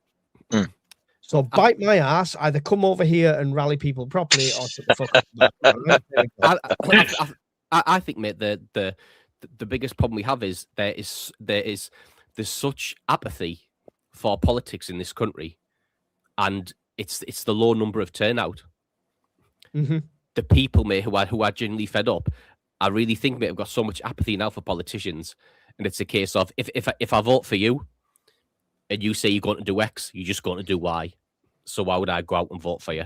And I think that's why we had the lowest turnout ever. Yep, in the last that's election. What I think, isn't it? Yes, I think is, and there's also a case of, mate, like weirdly in this country, I don't know what it's like in other countries, we have a thing of your family will just vote Labour for 10 generations, irrespective of what they're doing, and it'll be, oh well, my great granddad voted Labour, so now I vote Labour. Yeah, well, what, do you agree with the policies? It doesn't matter. I'm just Labour supporter. So you've set them off. Combination, mate, of the two. I'm on the verge. I fell out with family for that very reason. Yeah. Oh, I've always been a Labour voter. I would have been a Labour voter. I would have been a Labour voter back in the 70s because they were the working man's party. They're not anymore. It's as simple as that. It is no longer that party. They're nothing to do with the working man. No matter which one you vote for, they're a shower of shit. They tell that many lies to get in. And then when you get in, it's, here's the new guy, exactly the same as the last guy. A lying sack of self-serving shit. You know why? So what we need to do is all MPs' salary should be what they class in their own documents as the national living wage, right? If they think we can live off that, that's what they get. Yes. You're providing a public service, you have enough money to live on, fine, we'll give you expenses, you can have a little apartment in Westminster just so you can think of that, that's it. But other than that, you're getting this minimum wage. But what happens is they actually get into power as an MP, they're getting £100,000 a year as their salary, plus the expenses, plus the cars, plus the second homes and everything else, all the benefits, and they go, must be tough, huh? actually, I don't want to rock the boat because I'm quite enjoying this fucking life of luxury. You know what it should be, mate? You know, there's one of the lads, I won't say on the externally, wants people to know, but people in the Discord chat know. There's one of the lads, mate, who's a local councillor, and they're getting allowance, don't they, for being a councillor. Yeah. Right? That's what it should be, mate, for an MP. I don't understand it why in this day and age now, right? Like, COVID, mate, for a lot of things, mate, expose a lot of things as well in terms of why do they need £100,000 salary, right, mate? Why can't they have a 100-room Zoom meeting where no one's shouting over the top of you then? If it's PMQs, every mic's muted apart from the PMs. He says what he wants, his mic's muted, then the opposition gets a response. That could be broadcast live. No need to go to London. No need to do anything. If you want, when they're doing a vote on something, they log on the computer, click whatever you want. Yes for the bill, no for the bill. Scrap all of it, mate. You can have a normal job like the fucking rest of us. And when you finish work, you can have your allowance and you log onto your computer and you say yep or no for what bill it is. And that's what it should be. Yeah, I love that idea. Go down there every day.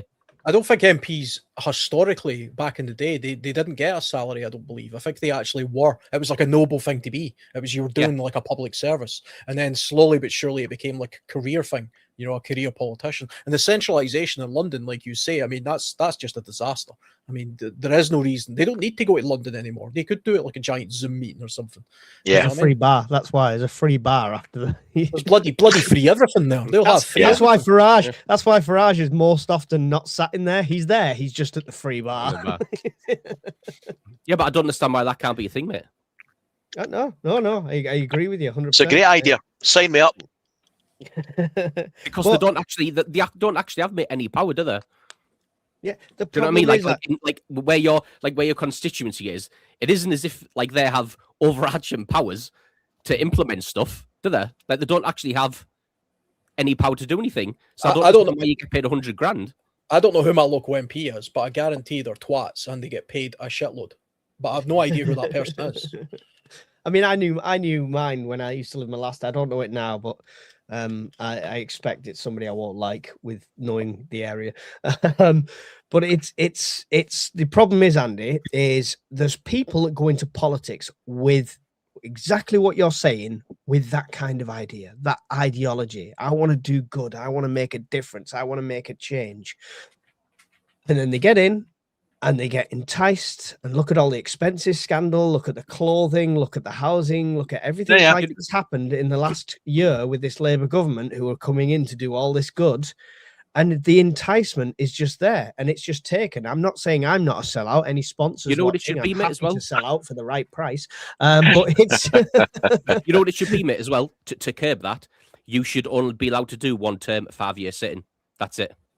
Yeah, I mean, the next person, because you don't need to do multiple terms. But the people who make them rules, who to change them, are already in that power, so they've already gone through that process. So how does it ever get? Who sits there with the 130, 140 grand salary, going, "What we should do is put us all onto minimum wage." For all the eyes, you ain't gonna fucking happen. That's the problem. To be fair, mate, it's not gonna happen. There's a comment there by man JP8QV. A great comment, mate. Says being an MP should be same as jury duty. That mate would be perfect. Yes. Every 5 years, a list comes out. 140 people picked, right? User MPs for 5 years. There was another good comment. Josh, I can't remember the rest of his appellation, was if you can't balance the budget, you don't get any money yourself. If you can't manage the finances, then there's no money for you. Yeah. Well, I mean, then they would just make cuts, so there was money left for them. So there's corruption potential there as well. I like the idea of what you say, but I would attach one caveat of you have to have an IQ test. Because if we get 140 complete idiots, who was the one? Who was the lady with the glasses? Sorry, there's a mint comment there. Durex to sponsor Mike. I think that's a banging idea. Sorry, Brian, go on. I can't remember the lady's name. She was a Labour MP. I'd be the worst glasses for Durex. And she was an absolute walking vegetable, right? I mean, I'm convinced she must have stuffed blue cranes up her nostrils as a child. She was literally thick as mince. So the IQ is like Diane Abbott you're talking about. That's her. That's it. Nice. Walking proof that, you should never marry a relative, right? She was not the sharpest nail in the box. So Oh, yeah. how there's got to be an aptitude test, surely, that you can write your name with a fucking crayon for a start, and she talk would have about- failed it. Talk about career politician, because she was actually she's the, I think they call it the mother of the house, which is the longest serving female MP in Parliament or something. So she's like a full-on career politician, been there for God knows how long. And even though her salary will probably be something like, I don't know, say it's 100 grand a year or something, she's a millionaire. You know, how did that happen? Because they have all these lobbies going on and inside trading going on and little deals going on and all sorts of other stuff. You know, it's not because people were buying her badly written, ghost written book. It's because, you know, they're all crooks. Two left shoes, Diane. Was that was a photo? That's captured, her. wasn't it? Yeah, that was a real thing. She actually came out wearing two left shoes. I'd like to say that I'm surprised, but I'm not. That's what we put in charge. Somebody put a comment in, Mike. Can we pull it back to prepping and what you're prepping for in 2026? What that? No, I like this conversation. We did that. That was the last fireside. So feel free to go and watch the last fireside, where it was what we're prepping for in 2026. What we're talking about is current events. So we've covered. We've solved America's problems. So there we go. We've solved our political problems when Trump comes in and makes us the 51st state or 52nd after Greenland. So our healthcare would work at least. Cost more, but at least it would work. Second Amendment. Yeah, bring it on. Bring it on. I'm all for that. I'm just happy that I'll be able to move state to state without having to go through the green card application. So I'll just be gone. So see you later. This country's problems are vast. Andy's just gone through the military numbers, which are absolutely dire. It's appalling. Which is ridiculous, which we're apparently going to increase the funding on, and we're going to implement the military gap year for students so they can go and be in the military for a year, which is ridiculous because none of them are going to take the option.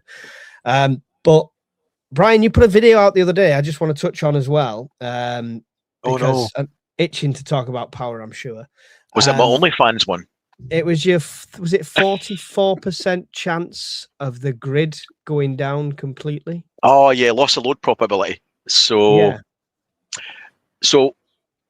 the NATO, so the people we trust to look after the energy networks had put out a loss of load probability of 44%, that the following day they were predicting that there was a 44% chance that our demand on the grid for what we need in terms of power would not be met by what we produce or import. And funnily enough, the exact same thing happened at the exact same date last year. And the fundamental cause was we lost wind. So all these big, stupid, bloody wind turbines that we've got a protracted cold spell. Exact same thing happened last year. Well, a protracted cold spell, people's got their heating on, and the wind died. Therefore, they predicted that there was nearly a 50-50 chance that we'd have to take demand control measures, which would start off at varying the frequency and could end up at the extreme case of an unplanned brownout or having to shut off by postcode. So, rota disconnection. As it turned out, it didn't happen because we were saved at the last minute by a mini storm coming up from the Channel Islands, and we got an extra 12 gigawatts of capacity. But that's twice now. The irony that the storm saved us. But the thing is, the storm only saved us by not being too windy, because if it had been too windy, the turbines would have feathered and shut down so that it didn't go over speed and damage the turbines.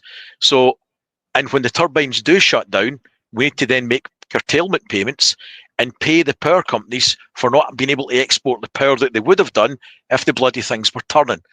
So, yeah, that's what it was. And are we out the woods? No, Are we in the it's clear? it's only the middle of winter.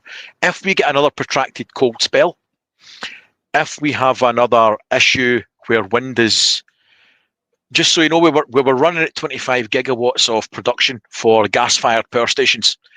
If we'd had an unplanned outage, so the plan is they will put out a demand notice to the energy producers and say, we're we're predicting a shortfall. We need you to ramp up production.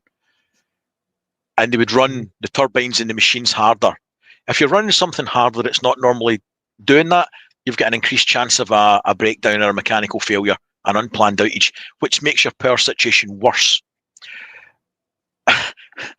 It's a real shit show, the grid. It's a real shit show.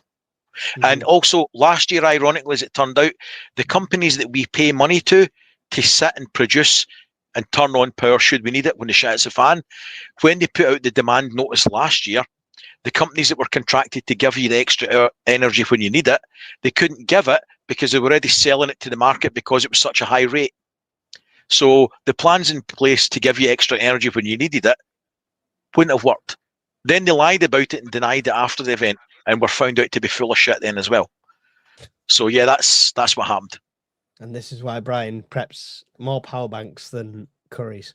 I got a message from Graham on PayPal, said tried to send a super chat but it wouldn't go. The message said let's all open a Pepsi Max and let it all blow over. Thank you for the donation there, Graham. Appreciate that one. But I'm not going to open a Pepsi Max. I'm going to open a Freeway Cola Double X. What the hell is that? That is crap. that's Lidl's finest, mate. Ugh. That's what you do. I'm even on Lidl water. Listen, Lidl That's drain cleaner. Lidl is Some the of the- sponsor of this show. Some of the comments there, get nuclear. Yes, I'm entirely on board with that. The problem is the last nuclear power infrastructure programme that the UK's ran is 10 years overdue, and it's double the predicted budget. And in between that, we've got activists complaining because Fluffy the brown squirrel, his habitat has been upset, and they paid something like 15 billion to move a fucking marshland. So this is the sort of shit that we're up against. But the same tree-hugging arseholes that are complaining, I'd love to see them when the lights go out. And Vanessa Kitty, yes, we do have solar over here. Sorry, Yeah. that's me done. In the meantime, China build 24 nuclear power stations and have super centers for the AI boom that's about to come. But it's red tape, bureaucracy, and corruption that's preventing us from doing that. Not just the hippies. I mean, it's just bloody pure- health pure and safety. That's what it is. Yeah, I mean, We remember the bat tunnel that cost 200 million that never even got built. Yeah. For H2. we could be energy independent. We've got enough gas in the North Sea that we could be building gas-fired stations that are still relatively clean burning. But we're not. We've shut all that shit down. More short-sighted bollocks. Yep. Yeah. 50 panels installed here. Nice. Right. So yeah, blackouts, cold spells, impending doom, NATO collapse, war. Anything else, gents? Have we got any other topics we want to bring up tonight? The Berlin fire was a good one. The activists, that was interesting. Oh yeah, I mean, I expect to see a lot more of that. So we know I live 2 minutes down the road from where the synagogue attack was, and I live in an area where the threat of that is quite high. And the one in Berlin was more the left-wing activists, right? If I'm rightly saying. Volcano Group. Yeah, I think we're going to see a lot more of that. There's a right-wing protest scheduled in February for Manchester. That's an achievement in itself because Manchester is extremely left-leaning as general population. So you could see a boiling point there. But yeah, the what was it? A single fire that took out 50,000 homes in Berlin. 50,000. So the fire took out in the most affluent part of Berlin. 50,000 people were left without power, including care homes, nurseries, churches, and hospitals, and 2,000 businesses. And it wasn't a sophisticated EMP, or it wasn't like a really smart kid doing a cyber attack. Oh no, they got firelighters and petrol and stuffed it underneath a couple of cables on a bridge and set it on fire. Now, this is in a country that's got a good security apparatus. cameras, CCTV. You can't watch everywhere all the time. And my concern is copycats in the UK or elsewhere in Europe, because people watch these things. And I was even reluctant to talk about it on YouTube the other day in case it promotes that which I fear. But I think we should be aware of these things. Yeah. Only 8 HT transmission lines to keep London Stan lights on. There you go. Good little thing to know. It's scary how easily this is done, and I do believe that all the countries have these sabotage cells in, and the other country, it's cheaper for Russian oligarchs to send Andy £100,000 to go and do something stupid to a power station than it is for them to try and invade any sort of country, right? Here's the thing: they don't even have to do it to the Not that power you would, station. Andy. No. Because the infrastructure's so far and wide. I mean, the same group, Tesla were building a factory in Berlin. So the same group that burnt out the cables in Berlin last week, they set fire to a transformer for the Tesla factory and shut that down as well. Now, this infrastructure's all over the place, and it's largely unprotected. And it's a real Achilles heel in Western society that we need electricity to live.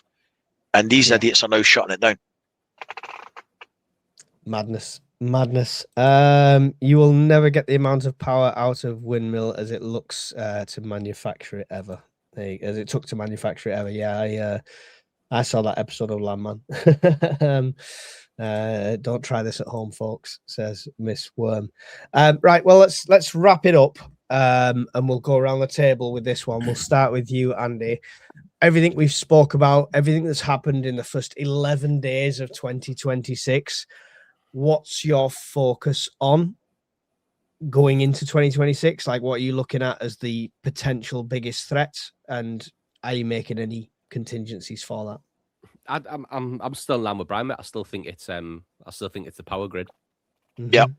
Like you said, like Brian just said there about Berlin, how easy that was for them to achieve. Yeah.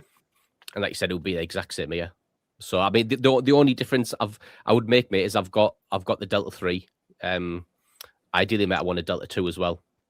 And I need to go and pick up my solar panel from City Plumbing this week. So, and then I will be set, mate. And the only thing that I would like on top of that is to get the repeaters up, so I can get to you a lot on the mesh core. That's the only two things that I think I would need. Yeah. To. And then I think I wouldn't be a Hawkins level. Do you know what I mean? Who's got like his Facebook, the guy who owns Facebook, or Zuckerberg. I haven't got a Zuckerberg bunker like Hawkins has, with his under his underheating garden and stuff like that. Do you know what I mean? I haven't, but I've also got his address. So yeah, but that would no good, because you're like John Connor from the Terminator. You'd rock up, mate, and everything would break. All the panels would burst into flames. You know what I mean? All these electronics would be swirling in water or coke. Coke's the new one now. Myth. Or they'll be swirling in coke. Myth. But yeah, I'm just wondering, was Mike in Venezuela when they shut everything down? Did they fly him over there and all the infrastructure shut down as soon as he hit the tarmac? Were you in with Delta? Was that what happened, Mike? I'm not even going to rise to it. Not even gonna rise to it. Anyway. Alan, going into 2026, everything we spoke about, what's the biggest threat looming in your opinion, and how are you preparing for it? It's like I says in the last show. I mean, I kind of think there's a few bubbles on the horizon economic wise. I think there's going to be some sort of economic correction. It might not be a collapse, but there's definitely going to be some sort of adjustment that we're not going to feel the benefit of. And I think there's a few bubbles in tech. I think the AI bubble is going to burst at some point relatively soon. And that's going to have some knock-on effects to all of us in the pocket. I think energy is only going to get more astronomically expensive. I mean, I spend a huge amount of my income now is just spent on energy. And going forward, I mean, apart from the wilderness type A preps, I mean, I do want to also get more involved. I want to get into the mesh core thing as well. I like the idea of that, and I want to get that done this year for sure. And I don't have any power banks, so I have got my eye on one that I can take it into sort of tent type situations, but I'd also like to have it as a system where I can have it here, so I could run my computer at least and my broadband should the power go out, if that was still functioning. I'm also streamlining a lot of my news intake. I've got 5 or 6 different areas of the internet that I receive most of my news from. I try and keep it as broad as possible and unbiased, but I'm tweaking that a little bit this year as well, because I think some of them have started creeping into the bullshit sort of zone. So I'm going to tweak some of them. The bullshit zone. The bullshit zone. Brian, is it the grid, or is any of this current stuff going on made you change your focus? I mean, you must be power banked out, so you're probably as ready for the grid as you're ever going to be. So looking at prepping moving forward through this year, has something else took your focus? I see you've got John Wick's vest behind you with more things hanging off it than anything. I was cleaning knives and oiling them yesterday and sharpening them, so I just left them against around in that. I left them against the Kevlar. It looks fresh from a survival meet where, you know, you see people with the octopus straps everywhere. Haribo in the pockets and options and choices. That's it, Andy. I like your answer better. Options and choices. If I could pronounce it. Power-wise, I'll never be where I want to be. I'm pretty close. And I've spent a lot of money to make sure that we would be fine. If the grid went down, we would be fine in the short to medium term. I've got no doubt about that. But what concerns me most is the lack of stability. Markets like stability. Governments like stability, and people like stability. And every time something comes along to upset the apple cart, the markets take a shit and it affects finances and everything else. Now, if things progress the way they think they're going to do with Greenland or anything else, China might decide, you know what, screw it. If it's good for you, it's good for me. If they even blockaded Taiwan, there would be embargoes and everything else. We rely on shipping. All the stuff that we import from China that we rely on, it's cheap as chips, albeit the quality may be dubious. That would cause economic shocks throughout the world. If you interrupt supply in the just-in-time supply chain, we would all have problems. So my concern for 2026 is the sheer number of things that have changed to upset the normality and what knock-on effects that might have with shipping, trading, and everything else. So for me, 2026, I'll be adding more volume to our stock rather than any particular changes. If that makes sense. Yeah, no, definitely makes sense. For me personally, I'm going into the growing side of things, growing my own food, try and combat the cost of living a little bit. Mike's cannabis farm as well. Well, because that involves heat indoors. I mean, it'll all go wrong. We know that straight away. I'm going to be outside where it's fireproof-ish. So hopefully it'll be okay. But that's what I'm going to be concentrating on this year. I was just trying to find, it might be on the other one, so forgive while the background changes ever so slightly quickly. And I just want to say we've got 184 people in here. And if you want to meet us all, we are going to be at the Scottish Prepper Meet 2026. It's the bank holiday weekend, August 28th to 31st. So it's all 3 nights. It's at the Bush of Yews campsite near Langholm in Scotland. It's a lovely site. It's got pretty much everything you need there. And we've got the whole thing to ourselves. Buying, selling, demos, training, networking, social evenings, and much more. And it's £35 per pitch, not per person. So you can bring the whole family for just £35, and you can find the tickets for that on go to ukpn.org, go through to the shop and just search for the Scottish Prepper Meet on there, and you'll find it on there. It should be on the homepage if you scroll down. So yeah, I just wanted to mention that while we had all these people in here, so people don't miss out. And these guys will tell you that it's worth coming along to the meets. There's lots of things that I notice the chat wants to talk about that we can't talk about, but we can in person. All right. So it's going out just for that. I'm going. Yeah. Oh, happy days. Awesome. Yeah. So we'll do a live fireside from there again, because JP set us up awesomely last time to do a live fireside from there last time. So we'll do that again, which should be a lot of fun. It was great actually doing it with a live audience and not having to go through comments like this. It was a pleasant change. So yeah, get along to that. Andy, quickly tell people about your channels, what's coming up next, and any final thoughts? Yeah, Bombardier Prep channel. I'm going to start doing more stuff on the military side of stuff, like we spoke about numbers, actual situations, what it's like on the ground as opposed to the fake numbers that get pumped out. And Andy H. Shadows and Sightings, and that's about UFOs, cryptids, ghosts, stuff I experienced through military career, and then obviously outside of that. And no, it's been an interesting conversation. Like, mate, it's something that I actually have experience about. So I've enjoyed the chat, mate, enjoyed the questions. And book on to the Scottish meet for a chance to meet us all in person and have a drink. Excellent. Josh, one of our American friends, says spam gross. That wasn't a sponsored advert in any way. We just want to build our own community for our own reasons. So we will push it and promote it as much as we like. So deal with it. It's not an advert. Alan, tell us about the World Survivalist, what you've got coming up. You've just done an awesome video, which you can find on 2 channels. You can find on Alan's channel, and you can find on the Sofa Survivalist, which is a bit of a mystery account, which you need to go and subscribe to when you get a chance. But yeah, tell us all about your channel and what's coming up next on that.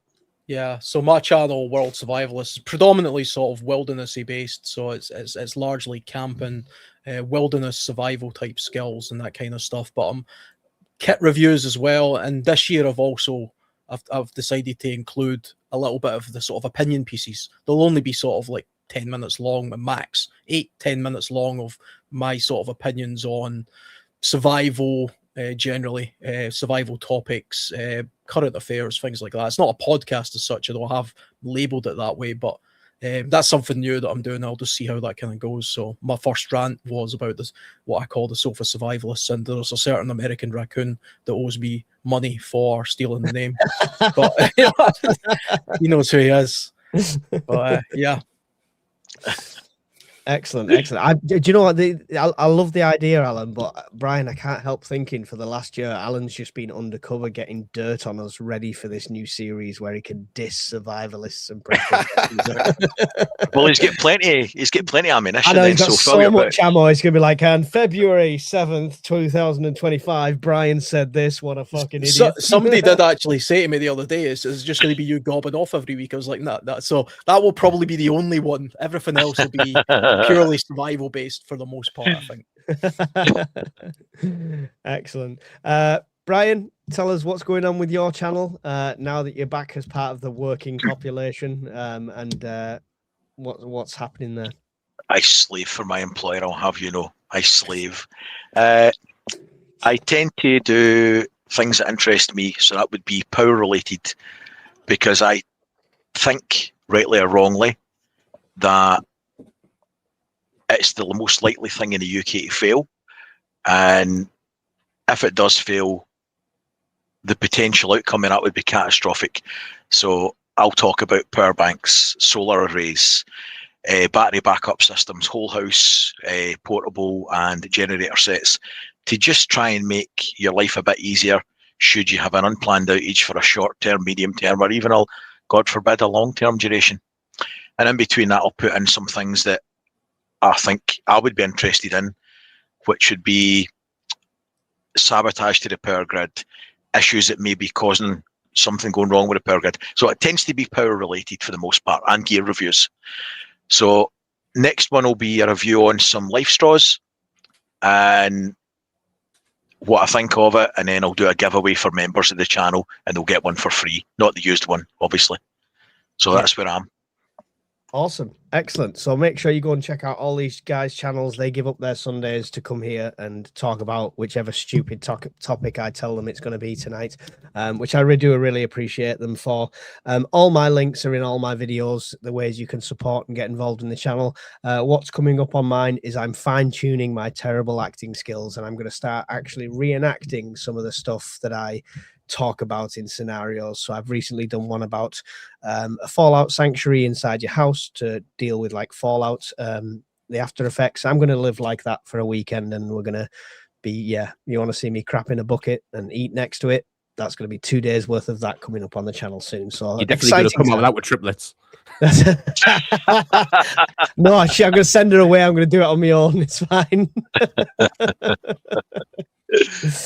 But yeah, loads of exciting things to come up, and hopefully partnering with all of these guys this year to do different videos, getting outdoors and doing some awesome stuff. So stay tuned. Make sure you subscribe to every single channel, because it might not always be on mine. It might not always be on theirs. Make sure you subscribe to them all to make sure you see what content comes out. Yeah, Andy, final thoughts and goodbye. Yeah, it's been good. And like, guys, don't forget to join the Discord channel that Miss Worms put in the chat. And I'll see you in the next one. Excellent. And Alan, final thoughts, goodbyes. Yeah, great. It's been really interesting sort of topics that we've covered, and I think everybody's realised I'm not an expert in any of this stuff. It's purely just my opinion.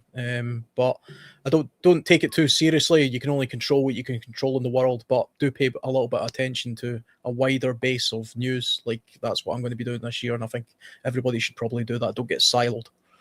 Try and find out as much as possible, and take it from there. Excellent. Brian, final thoughts and goodbyes to the masses. Just thanks for coming along. People give up their Sunday evenings to listen to us talk absolute bollocks for 2 hours. It's always encouraging. We can agree to disagree. There's no experts on here. We offer information and opinions and best intentions, and that's all it is. Try not to be offended, and we'll try not to be offended with some of the shit you put in the comments. And have a good one.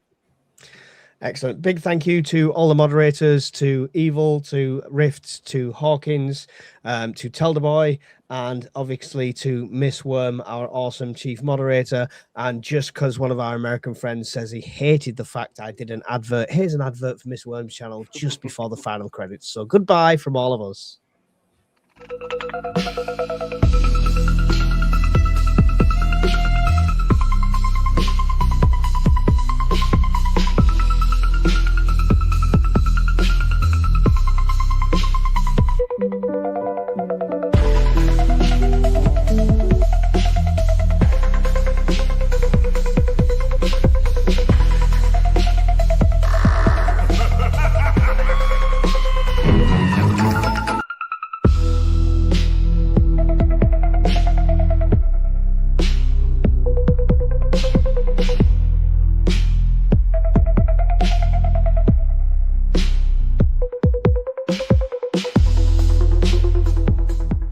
In the glow of embers dance, we've prepared for every chance. Living simple, living true, with the dream we all pursue.